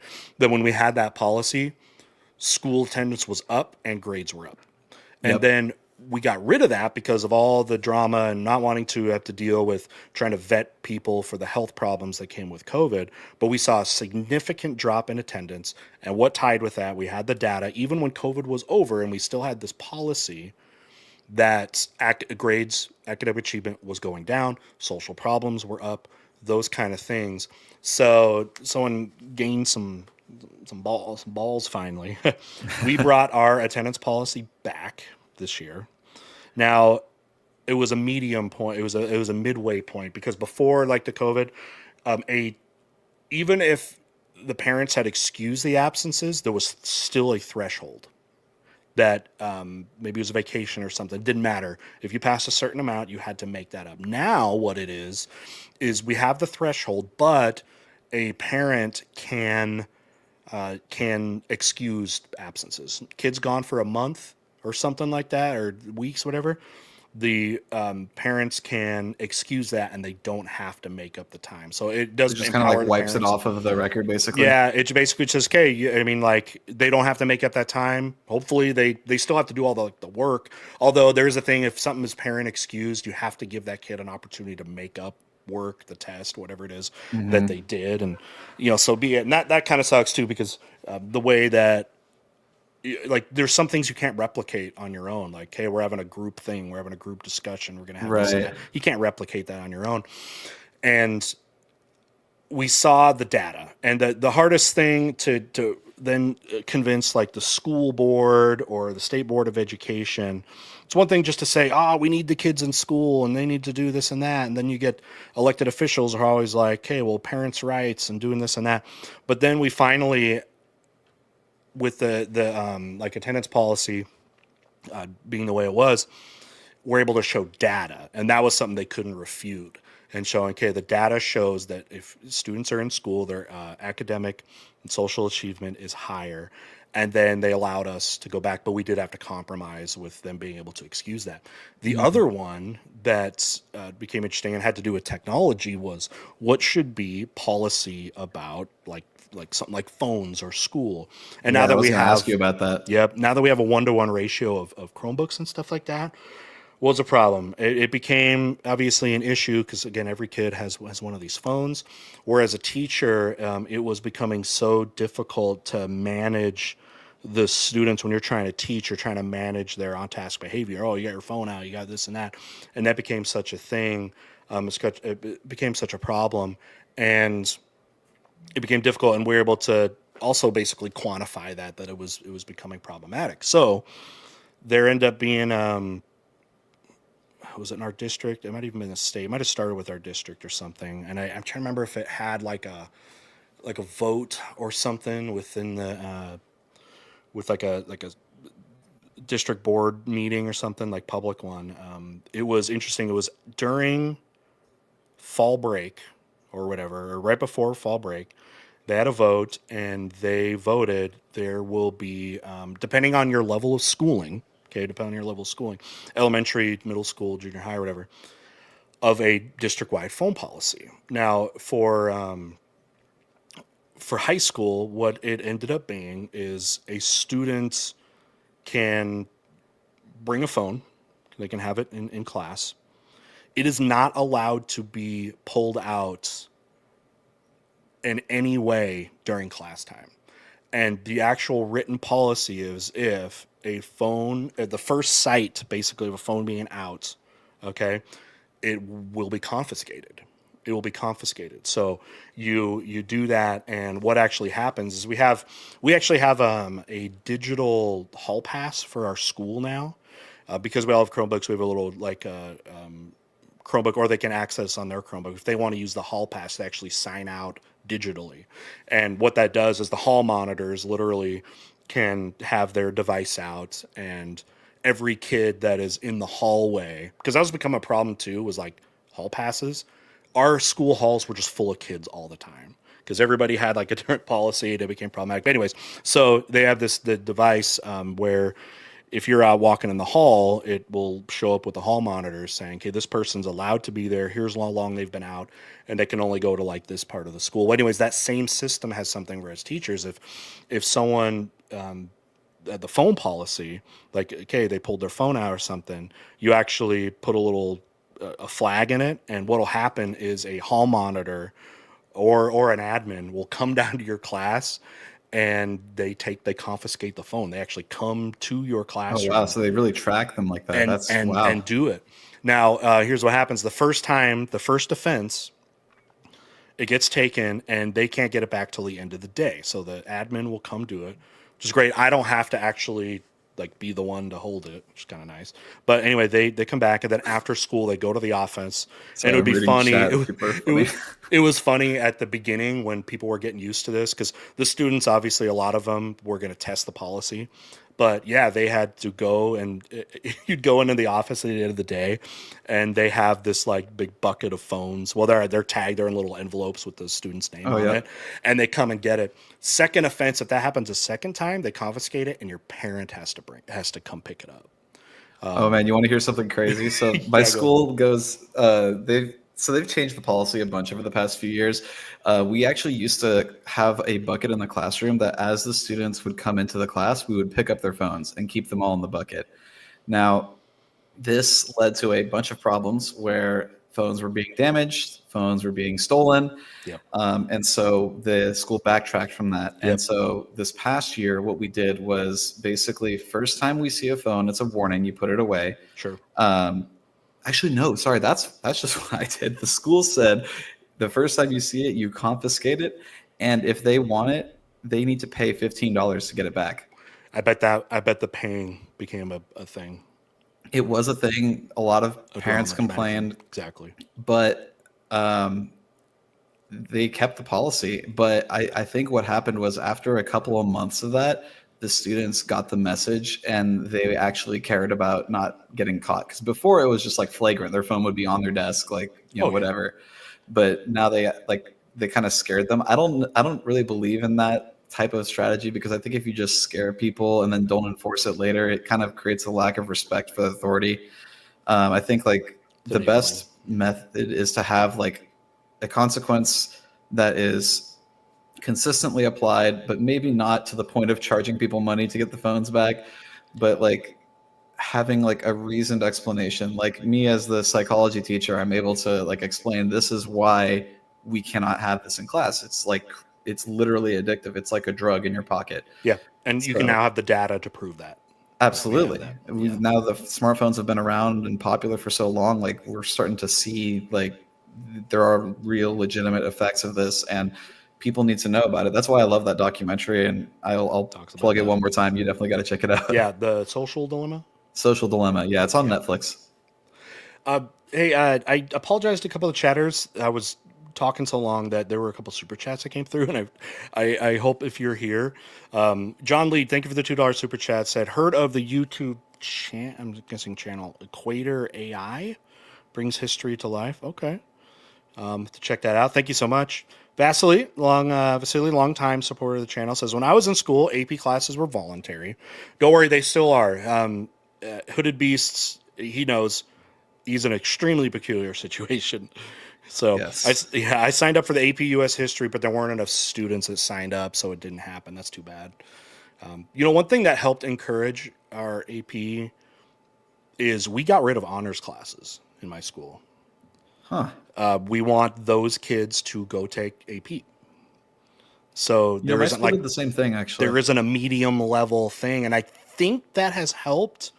I think some kids didn't want to make the jump, but they went to a regular history class, and that was fine too, because I actually felt like since we haven't had honors, I have more higher level achieving, I guess you would say that way academically, kids in my regular classes, which is great because they can really help the class. They can speak and they can, help people that are struggling. It brings it up that way.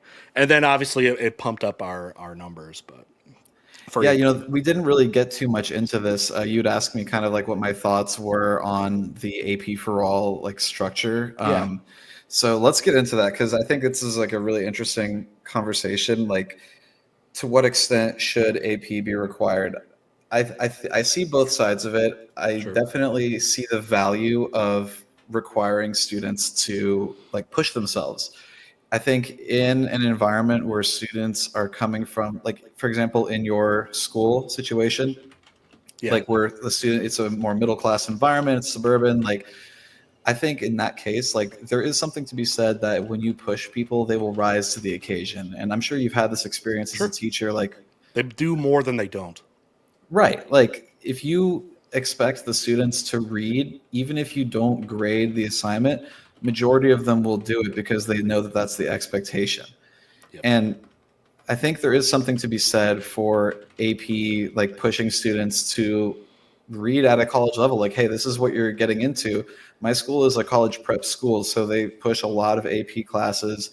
We actually pay for students' AP tests, so they don't have to pay money to take it, which has some adverse consequences because they maybe sometimes don't care as much because they're not paying for it. But ultimately, I think that's a good thing to give people that opportunity. Like myself in high school, I never took any AP classes. And that's because like I didn't really have like the confidence to like push myself on that level. I heard the AP tests were hard and I was like, I'm not really super motivated anyways. I don't really want to like do that. I'd rather play video games. So like, I think there is something to be said for that. Now, really, like, where I fall on this ultimately is that I think that it should have an opt-out option for students with extra special situations. For example, did you just immigrate to the country last year? I have several students that literally like could barely hold a conversation in English, and I'm asking them to read the Declaration of Independence. Like, that's not going to go great. I usually have to pair them with a student that can help them out, For sure. or I spend a lot of my time helping out that student, which is not fair to the rest. So I don't think that we need to have every student take it. I think having an opt-out situation where if a student is failing their tests in the first quarter, that we can have another place to put them that is like more their speed, not to like lower the standards, but to give them an opportunity to access it in the same way that other students do. Sure. No, So, I agree. Yeah, what do you think about that? No, that's great. We got to teach kids at their level as well. Like there's a part of the higher expectations. We could do that without just throwing them in the deep end. Like you also want, I think another part of academic success is like having success. You got to have some success here and there. Absolutely. Man, if you're thrown into the deep end, you've never learned to swim, you're never going to want to get in the water ever again. Like that's going to suck. I do like that your school has a way to cover the fee. And that's great too. And even like in my school, which again, most of the students can like pay for, but every once in a while, discreetly. And I will always just assume this because kids are not going to talk about their financial situations, but they kind of did make it necessarily public. But like if you can't afford it, like the school will help you. They don't necessarily just put that out there so everybody doesn't have to pay, but like Right. they'll help you do it. And I do like that. I try to stress from day one till when the registrations are due to the students that the reason you don't take the test should not be because of money. Like we'll find a way to do that. Now some parents are pretty smart with it. It's kind of amusing for some of them I've had where some of the students I've had, their parents will make the kid pay as a thing. Because they're obviously going to be the responsibility. That and like they're obviously going to be achieving. Because if that was the case, a lot of kids wouldn't do it, but like they want to do it, but it was like incentive to do well. So like they had to pay for it, and that's a very unique kind of kid that's gonna like I'm gonna raise my own money and do well. And if you're raising or paying it for yourself, you're obviously gonna want to do well. But some of the interesting ones I've heard was like where there's parents. I get a few of these where they tell their kids if they pass the test, they'll reimburse them.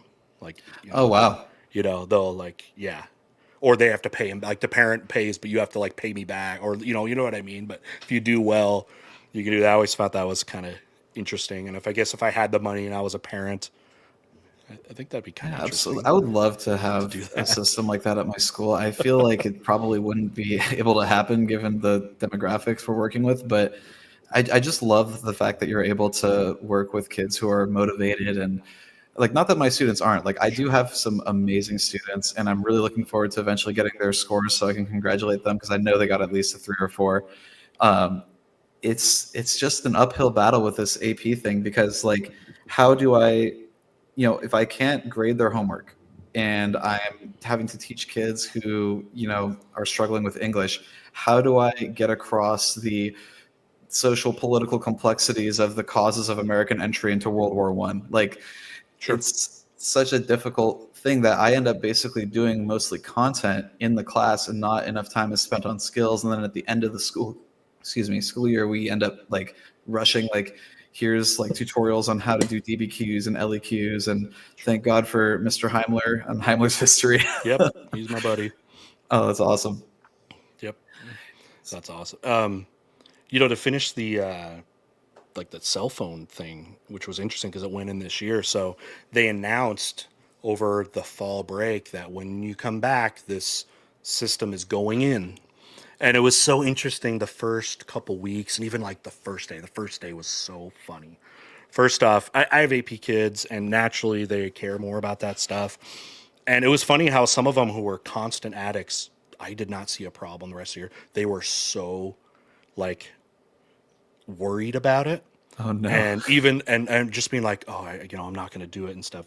And there obviously were circumstances where like, like, okay, I remember not long. It was only a couple weeks after that. I think the registration like was due for the AP test, and we were like, okay, let's make sure our like AP classroom accounts are there and get the join code. And I had a couple of kids that were so scared that I was like, okay, let's do that. Let's get in. They're like,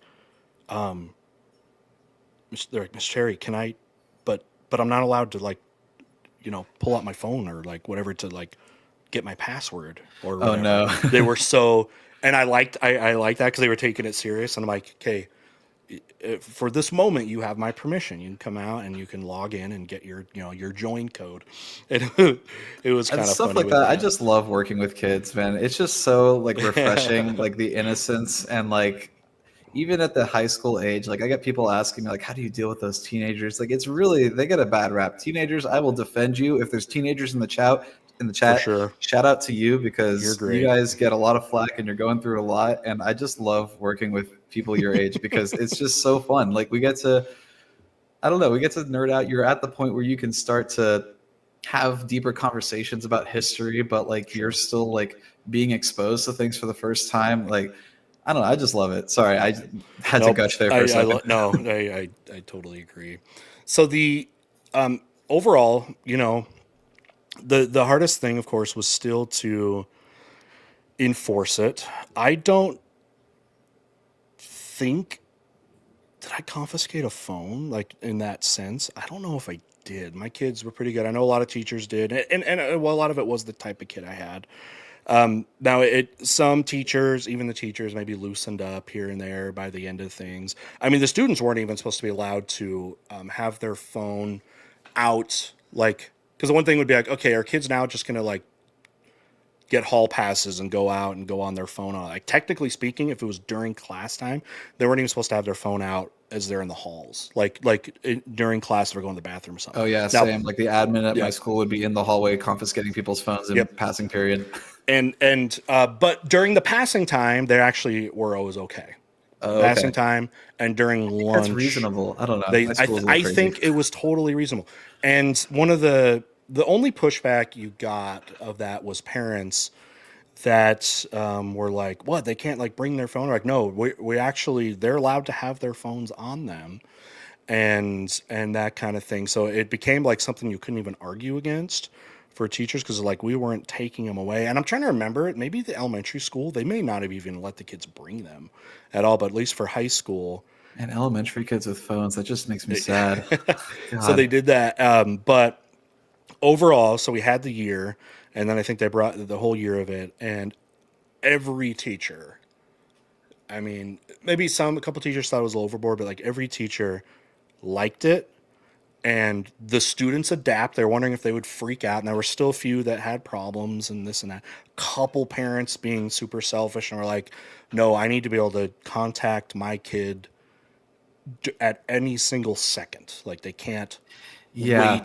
can't we even wait to like for passing period or for lunch." But that was such a minority that I'm glad that for the most part this like experiment, if you want to call it, has held up, and it looks like there's enough support from the community, there's enough support from the state board and the district board that it looks like this is going to be the permanent policy going forward. And it's been good. In a second, I'll tell you some of the other interesting effects of this that have also come from this that I have not seen. But yeah, go ahead. Oh, I just was gonna say I think we got a couple more supers in here. I don't want Yeah, to yeah. I want to jump forget. into those. There's some history ones. Okay. Okay. So the last thing, and I'll get to a couple of these questions, was before kids. I've been teaching long enough to know this. Before everyone had a smartphone, if there was an idle time, okay, an idle time, either you finished your work or you were the type of student that just didn't want to do work. Let's say the lesson or whatever is over, it's time to do work. The kids that either like kind of maybe they finished or again just didn't ever want to do work, they ended up becoming distractions because they were bored. They became distractions. They started distracting other kids. The whole chit chat, growing up, it was always like no talking in class and this and that. What was interesting is as phones and stuff became a bigger thing, and we weren't really caring that much, if they were on it or whatever. I I did not have disruptive behaviors in the addictive cell phone era, because those kids that didn't want to work or were done, didn't have They're something to just do, sitting there with their they heads sat down. on their phone quietly and they were doing something. And as a teacher, I was like, that's great, because at first when I was teaching, first few years before they got that, you had disruptive behaviors and you were always trying to get the kids, because they were bored, they were anxious, whatever it is, and they would be disruptive. This was the first year. It was so interesting that because the kids couldn't have their phones, a behavior that has almost been gone for almost 10 years came back, and kids were talking to each other more. Now, sometimes it was a little bit, maybe a little bit borderline distracting, but there was also this like glad feeling that kids were talking to each other, because Actual human connection. yes, and kids were not doing that forever. Kids never talk to each other, joke around. I mean, there were so many kids in high school and stuff that I would never have talked to if I wasn't bored. I would so Get to much know rather them. deal with the problem of kids talking in Too class much than too because little. yeah, because like then I can bring their interests and circle it around to history. Like history, the beauty of this subject is that it applies to literally everything in the world. And Sure. so like if they're talking about some, let's say like they're really into football and they're talking about like football, I'd be like, hey, did you know that there was like a war between Honduras and El Salvador over football, and Yeah. Oversimplified did a video on it and you should watch it. Sure. Like I love Yep. getting their interests That like that. stuff. And I would so much rather have a talkative class, as long as it's like respectful, because there's a line, right? When people are disrespectful, that's not okay. But Yeah. if they're just talkative, but like they're engaged in the class, I actually, you know, it's funny, like some teachers, I'm sure you can relate to this. Like we don't pick favorites, of course, never. We Wink, do. wink. But yes. But there's, I find that the students that I often look forward to seeing throughout the day are not always the straight A students. It's the No. ones who are like a bit more talkative, Interesting. but they're really like interested in the subject. Yep. No, it makes sense. They the yeah, and the other line I had to deal with that again. So it's like work time, right? It's like, of course, keeping them on task, and kids talking, but they were also talking. You're not about the assignment, you know what I mean? And I was like on this line of like, okay, they're kind of on. They're whether they're done or not, they're talking. They're not talking about the assignment, but they're interacting in some way. And I'm like, that's good though. And I'm glad there's like an element of that, that they may not be talking about the assignment or something, because what kids want to do that. You know, some might, but I'm now into this area again where like, I'm glad they're talking, but I have to like police it more in the fact of, okay, you guys talking, that's great, but you're kind of off task, let's get back on task. Yeah, or yeah. or if it's a group assignment, then it's like, okay, now you guys are talking about homecoming coming up, and you know it's great and all, but let's come back to that. So I've had to intervene more than before, but I'm okay with that. And I'm not a confrontational teacher. I'm not at all. It's actually probably my biggest weakness as a teacher, is I actually afraid of direct confrontation a lot, understanding. But anyway, the policy, it looks like it's going to stick around.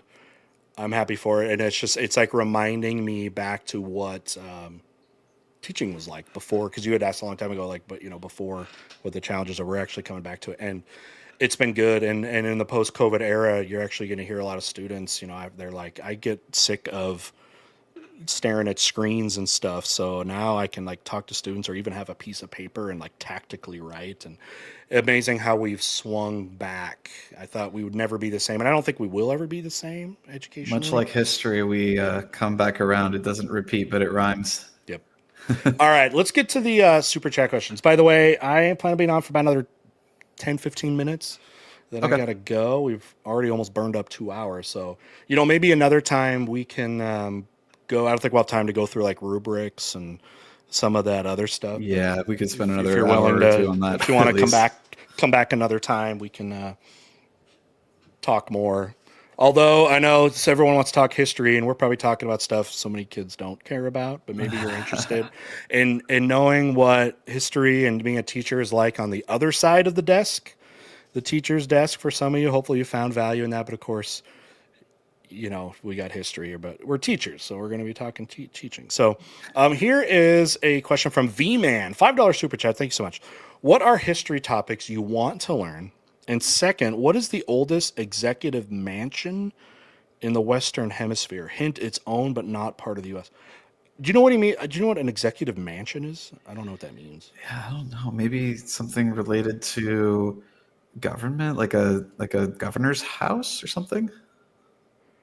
V-Man, if you're hopefully still here, sorry, you had to wait a bit. It's been like 15 minutes. You explain what that is, but history topics you want to learn. So my thing with history, and you can get into what you're into, I love learning about new stuff. So many people, if what you're talking about is content creators, they very much focus on a few, a couple things, and they become experts. I kind of like the idea. I mean, there's some things I wish, of course, it'd be cool to be an expert on, but I feel like I know a little about a lot of things, where some people are like, they know a lot about very few things. So for me, what history topics I want to learn about is anything I don't know. I want to learn about things I don't know. That really intrigues me. So what are things I don't know? And there's still big holes in my historical knowledge. There's some things I know I want to look at. I actually talked about it in my last stream. Is I love like pre-European colonization Americas, but I suck at post-colonization. So, like I learned recently about the Triple Alliance War between like Brazil, Paraguay, Argentina, and stuff, and how interesting that was. But that is a whole kind of in my understanding there too, that I want to probably learn more about as an example. So, how about you? What's something you want to learn more about? Man, I've got a bunch of books on my nightstand right now that I really need to start getting into. But Sure. ancient history is something that I'm not super knowledgeable Love ancient. about. And like I've got this book that's kind of like a summary of like how Greece influenced Rome, and that's really interesting to me. Also, like just Asian history in general. Like I have a basic understanding of Chinese history and a little bit of, obviously Japan, having It's taught awesome. AP World History, but Sure. I would love to learn more about like Korea and like the empires in Southeast Asia. Like that's so Sure. interesting to me because those places were like the center of most of the world's economy and civilization for so long. Yep. Yeah, no, for sure. Like you and I can safely say probably for you, weren't taught about a lot of those things. Almost everything we taught about with history is somehow Very Eurocentric. directly connected to the United States. If it's not American history, it's connected in a lot of ways. And I love one of the probably the reason, maybe the biggest reason I love world history too is we get to learn about so many things. And then as a teacher, I know way more, and I've learned so much more history being a teacher than in my own education. Oh, same. And Yeah. it's great. It's fun when I get to, and I will always be doing this, I think, until I retire, because there's plenty of things that come up in the text and even the curriculum. Like, I don't know that. I really don't. And I could read whatever they say, but like, I have no connection with it. So it allows me, cool thing about being a teacher is I'm still a student and I still get the fun of that. I love learning and I will never stop for as long as I live. I think like making my channel and talking about Yeah. all these different like getting in detail, like especially since I started, I've like if you look at my videos now compared to when I first started making the history teacher explain stuff, I go much more in depth. And that's because like there were certain things in my first video that really blew up that looking back on it, I'm like, yeah, I didn't really do a very good job of explaining that. And so now I'm like diving deep into primary source documents Yep. online, like reading letters between John Adams and his wife. And like, it's so fun. It makes me feel like I'm in college again, but I'm like doing it based off of things that I want to do. Sure. And being a teacher is very similar. Like you dive into, for those of you, I know there's some people in chat asking like, what's your advice for incoming teachers? And I'd love to get your advice too, especially, Yep. you know, um, but I think like just have like be humble and have a desire to learn, and like the more that you care and the more effort that you put into your lessons and the passion that you exude in your lectures, like students will pick up on that, even the ones who never thought they would like history. So For if sure. you're an aspiring history teacher out there, just keep your passion and put that into your work as much as you can. Yep. Yep. When people do if I see this comment, and I see it all the time, which is, I love history teacher, and that's why, or I love history, and that's why I want to be a teacher.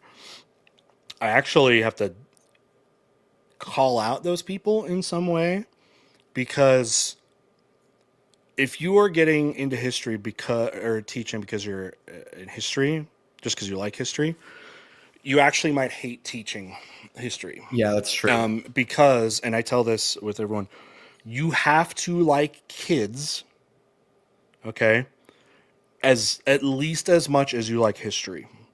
Otherwise, you are going to hate teaching, because there's a couple of stark realities.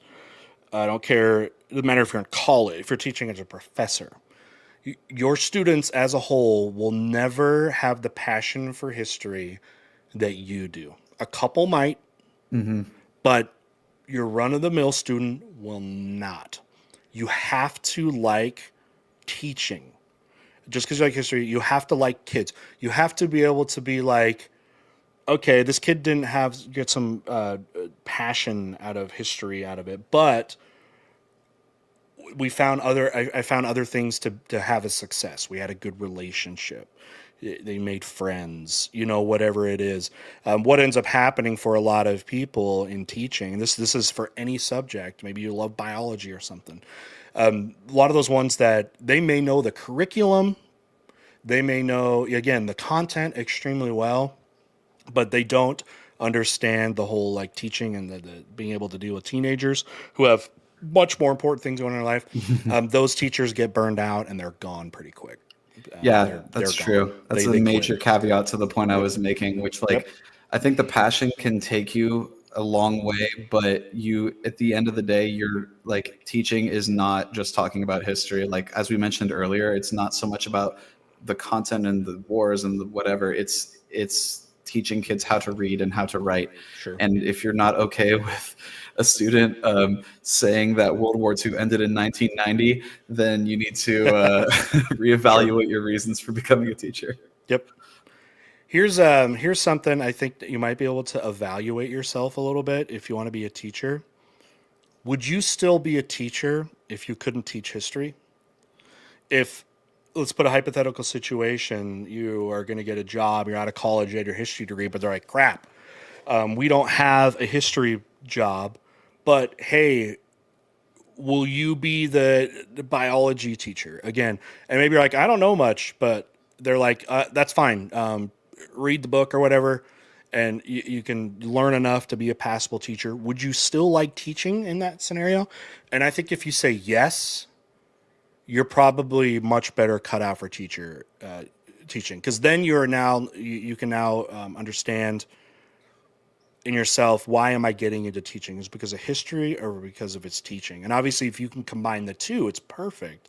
But yeah, if they're like, crap, shoot, sorry, I need you to teach this whatever class. Do you like teaching enough to actually keep doing it? Yeah, I mean, as I've mentioned earlier today, like I've taught a variety of classes. I've taught, I've only been teaching for 6 years, and I've taught 7 different classes. And it's at first I used to be annoyed by it. I'd be like, oh my God, I gotta like prep a whole new class. I gotta like do it all Sure. from scratch again. That But sucks. lately I've learned like the power of saying yes to things and like pushing myself. And Yeah. I actually asked to teach the AP government class this year. I Great. really liked my students who I did a push with this past year, Yeah. and now they're going into their senior You get to keep year. And them. like, I get to keep them, which is great. But also, I get to learn more about government, which like the That's cool. processes of how exactly appeals work and how exactly the Supreme Court works. That's an area that I'm not like an expert on, and so I get to learn more about it. And just being a lifelong student, I don't know. I just lately I've found that pushing myself and trying new things, it just makes life so much more Great. rewarding. For sure. It's easy also if you're a teacher to just get stuck where you're at and Just run the same lessons every year. do the same thing. And a lot of bad teachers have had. You can get comfortable and do fine, but you're never continuing to learn your knowledge. Man, to me, that would be monotonous. Like, Oh God, I couldn't imagine. ugh. All right. Other super chat is great. John Doe, $5. It took me age 20 to start to care about school and get my shiz together in college. Wish I understood that in high school instead of half effort. You know what? Even most people aren't even at 20. They care about school. I have plenty of friends that like, they were obviously happy to get out of high school, and they were like, I couldn't have done college because I was fried and I didn't care about it. And then all of a sudden they're like 30 or 40, and then they're like, man, I wish I had gone to school. And now, maybe they start going to school in their 30s or something, and they're like, It's never too late to start. You can it worked always for learn them. more. It worked for them because like my brother was kind of like that. He graduated high school, kind of done with it, and then just coasted with these whatever jobs through his whole 20s. Today he's like regretting, that he's like, I wasted my whole 20s, because then when we got to his 30s, he went back to school, got a degree, yeah, got a career and all that. But then also, if you asked him that, if you go over, could you do it again? He'd probably be like, well, the problem is I wasn't ready for that. I wasn't in the right type of whatever's maturity or whatever. And that's how things are. A lot of people don't know what they want to do with their life until they're 30, 40, Yeah, absolutely. I mean, everybody's like, different. John Doe, if you're still on here, I would say don't beat yourself up, man. Like, you were at the place you were, and that's where you were meant to be. Like, it's okay. You can take the opportunity to learn things. That's the beautiful thing about the world we live in today. Like, we have so much access to information and tools to become an expert in whatever you want to do. And like, Yep. Don't beat yourself up for having fun. Like when you were younger, that's something that you're going to be glad you did later on. Well, and he's only 20. Like, that's 2 years out of high school. Like, Right. I People went are to so hard on college themselves. with people, again, they were 20 that didn't care about it, and they ended up burning out. You're actually extremely, I don't know if average is the right word, but like that's pretty common, if not more admirable, because what percentage of people will start college and then never finish. So, oh, he says, I'm a CPA now that's 31. There you go. Gall. And hey, that's even more. Like, are you telling me how many 20-year-olds are like, yes, I am so interested in accounting? Like, you kidding me? How could you do that? At least history, I feel like it's easier to be like, yeah. I mean, the problem for so many of us was history teachers. If we didn't have like excitement for college, wasn't because of the history stuff, is because we had to do all the other crap. We had to get our general courses done and take math classes and stuff like that. That was the stuff that was that way, because the stuff we actually liked was history, which was a lot better. And I still don't know how many 20-year-olds, on top of all the crappy generals you had to take in college, were still excited to be like, yes. Oh man. Yeah, that's where I motivate my AP students. I'm like, hey, if you pass this, you don't have to take it in college. And then for the ones who aren't into the history as much, they're like, oh, interesting. Yeah. The logical, kids that see it that way. Yeah. All right. Awesome. Okay. John V-Man was back. Oh, okay. He was the one who was talking about the mansion. The executive mansions. Yeah, so I guess I Executive was mansion, right. whatever that was. Answer is Fortaleza, or was it Fortaleza? Whatever. The government mansion of Puerto Rico. If you wonder about Puerto Rico, I recommend Puerto Rico as national history. Oh, yeah, I think you've dropped in. Really want me to hopefully cover into Puerto Rico. So there's another thing.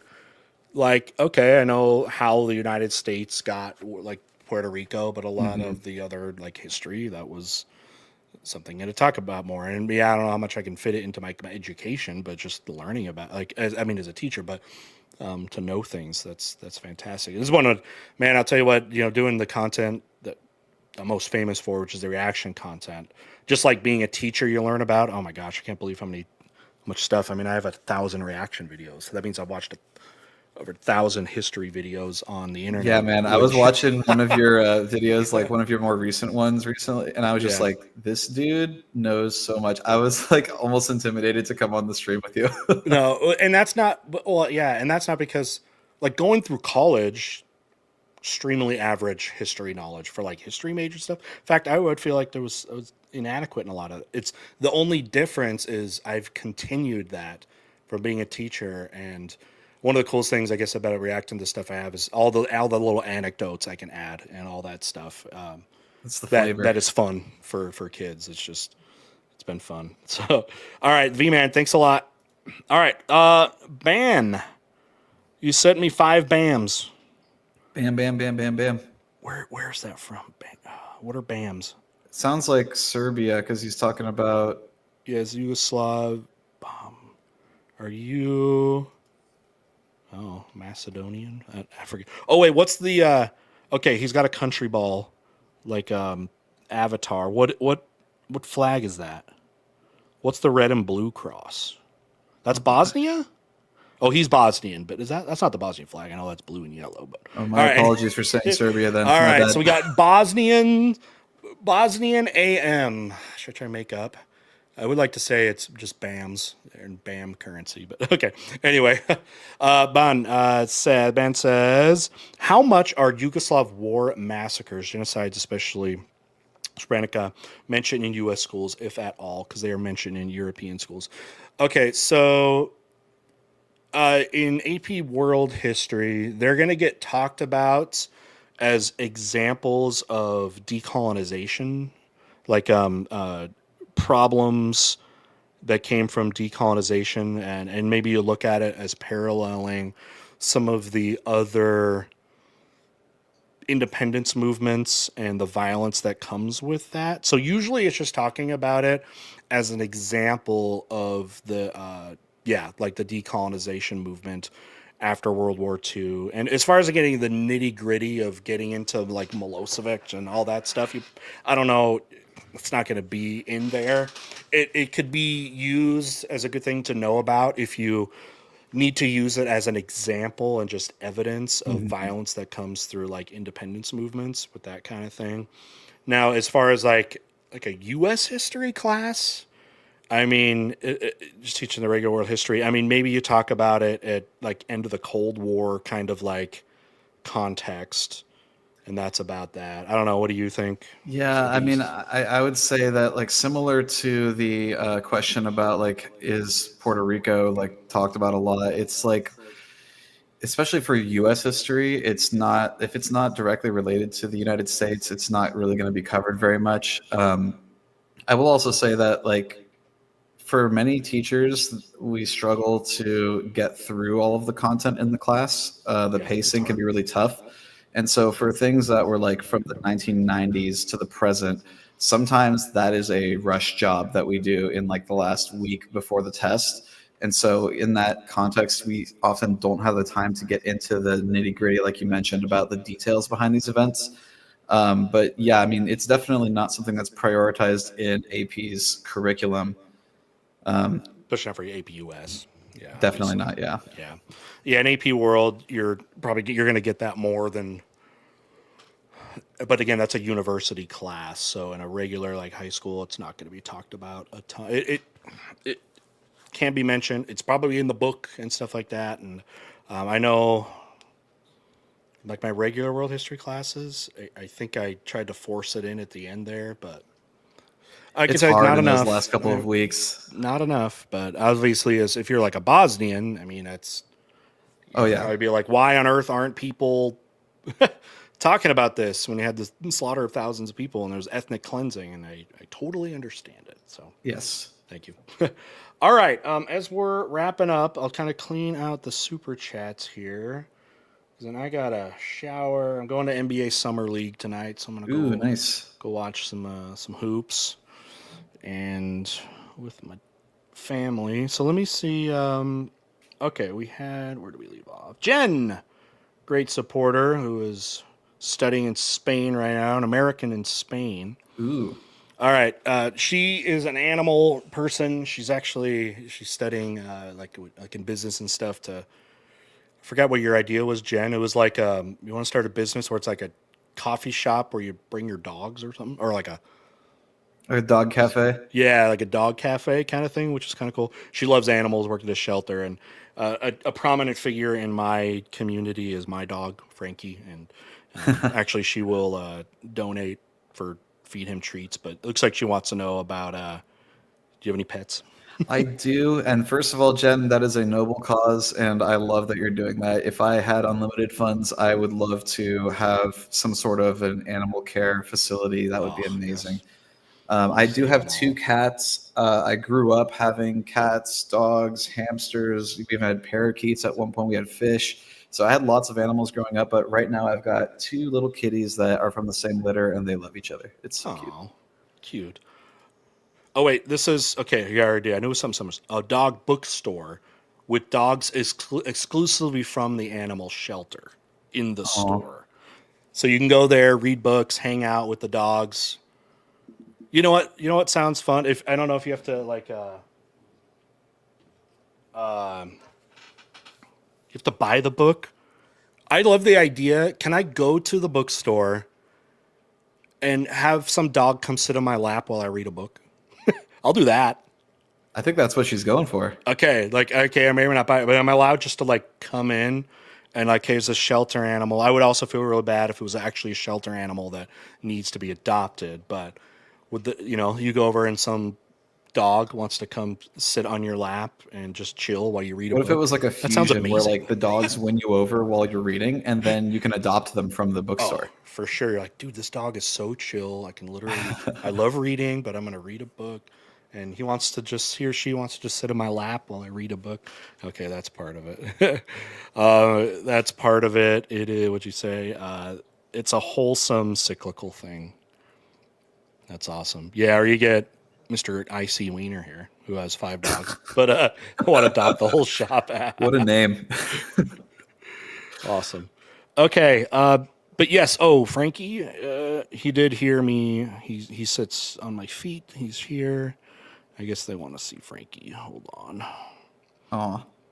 Jen, you're going to have to, you didn't specifically donate to feed him though. Okay. Watch within 5 minutes or 2 minutes. She will drop a few bucks.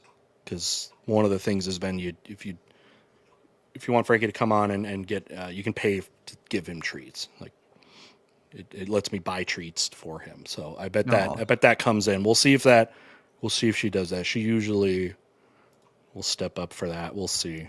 All right. V-Man, a great YouTube channel for Puerto Rican history is Cookie Report. He has done plenty of videos on figures of Puerto Rican history if it piques your fancy. Oh yeah. I remember you telling me about V-Man. I think we had a discussion in our last thing we were talking. Actually, you could get on this conversation.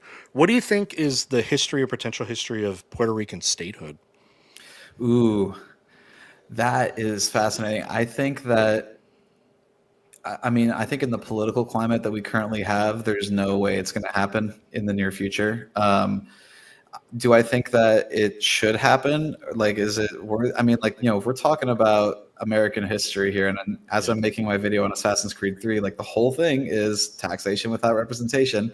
And here is Puerto Rico with their one non-voting member in the House of Representatives. But they have to pay taxes. Yeah, like if Puerto Rico is not going to have a voting member in the House of Representatives, how can we justify taxing them when that was literally what the revolution was about? There's an irony there. They said, I think they can vote in primaries. Is that right? I think so. Or no, maybe not even primaries. In the conventions, it might be in the conventions for like president and stuff. I think that's like the closest to direct power they might have, if I remember right. Like there's a delegation of Puerto Rico, like in the Democratic Convention or something like that. But you're totally right. It's like the United States are milking them for not having to give them the political representation, but still make money off tourism and taxes and all that kind of stuff. So yeah, that is nice. All right. Ben also says Bosnian, but I like Faroe Islands. I also don't know why.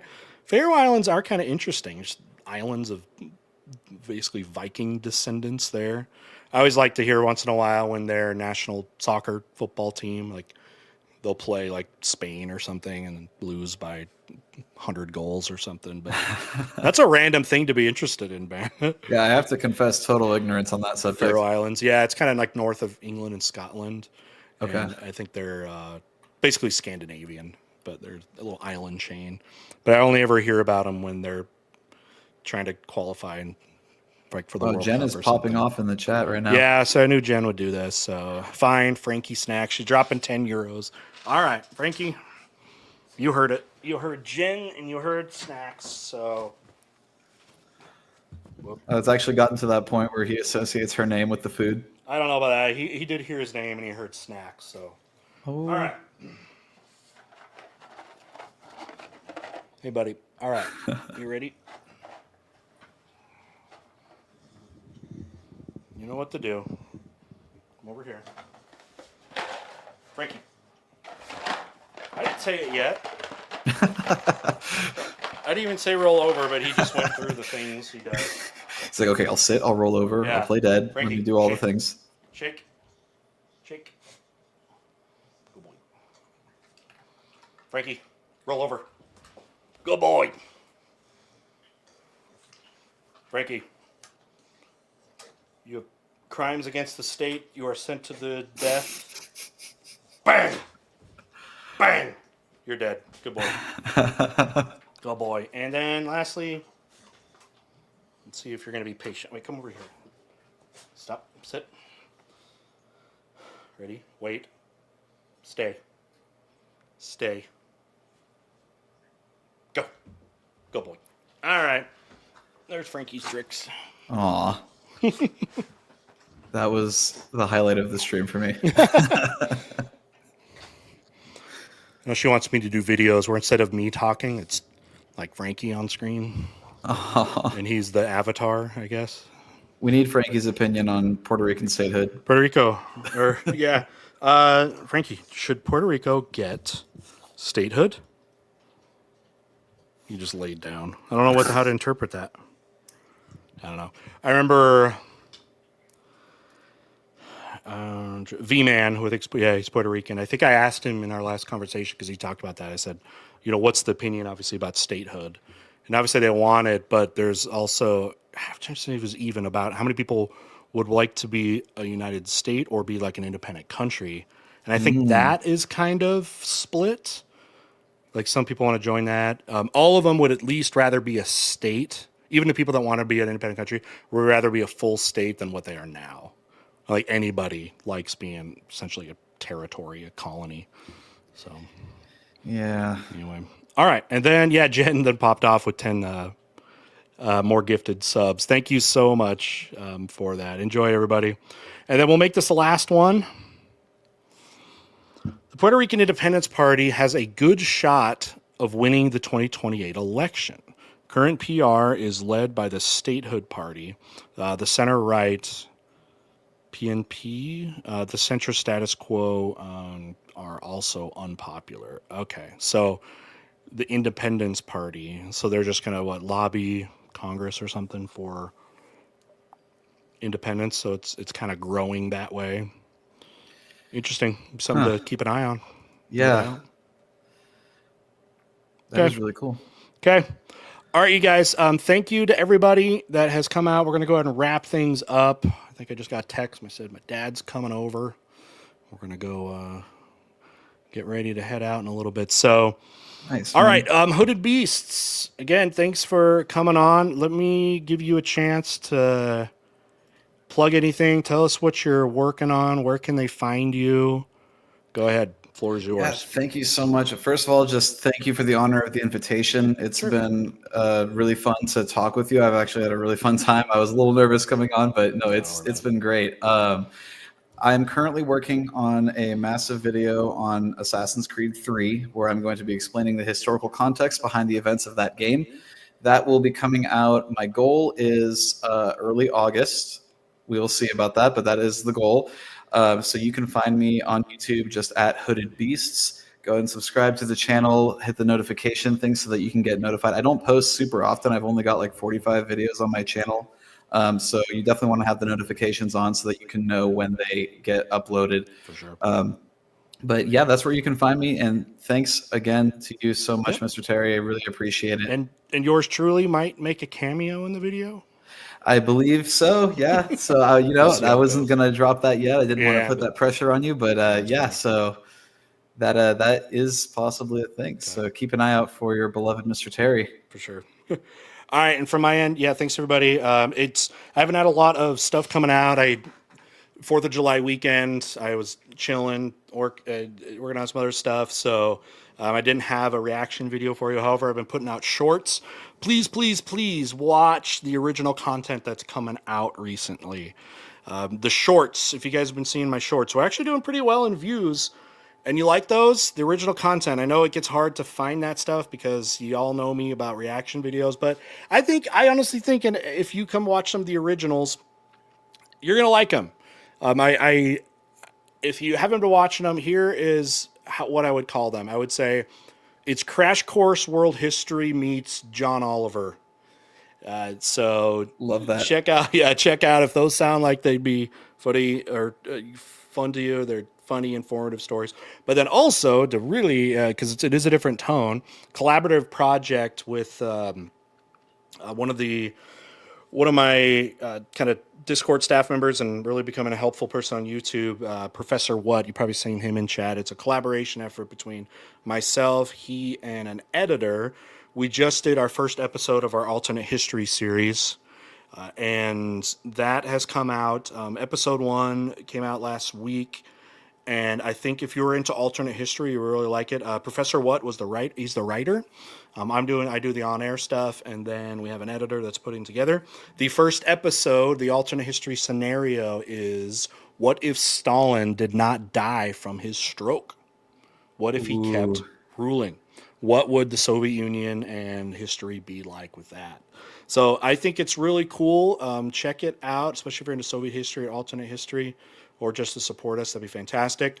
The next one coming up, it's been written, I got to record, is actually on the same line, which is what if Trotsky became the leader and not Stalin after Lenin? Oh, man. There's a lot of people who would want to know that. So what if it was a Stalin instead of Trotsky instead of the whole Stalin era? It doesn't exist. And then I guess I can leak too. I think he just finished writing his what if George Washington, I want to say, I keep forgetting. I'm pretty sure it's won and went for third election. Basically kept going. Ooh. Didn't stop because there was no term limits, Len. What if he kept going? What if he kept running? So what would the United States be like if our first president basically did not step away like he did? And so anyway, see, you think those are interesting what ifs, right? Aren't those? Oh, man. Yeah. Every one of those I would sit down and nerd about with my friends for sure.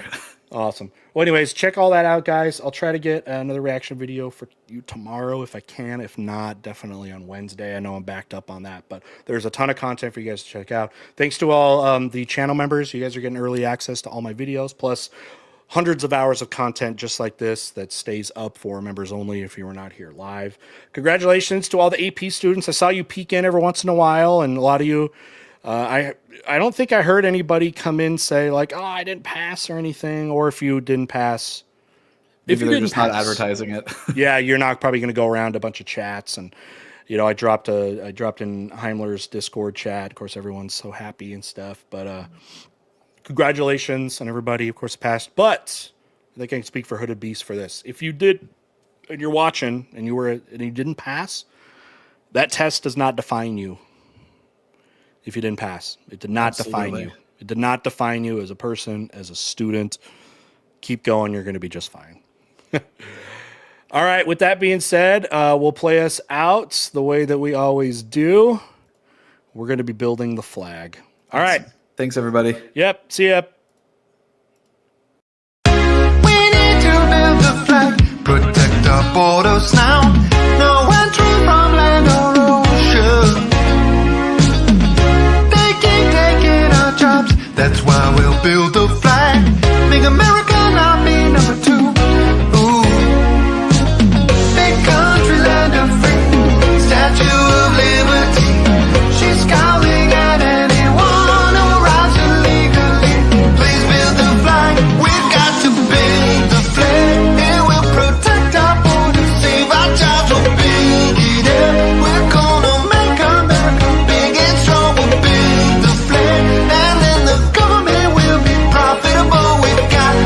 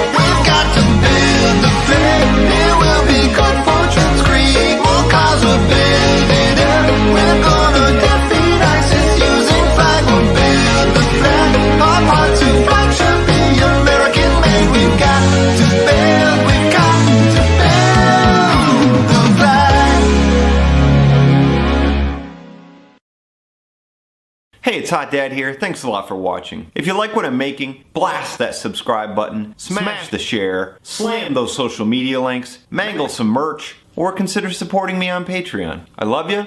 Have a great day. Have a great night. Have a great life.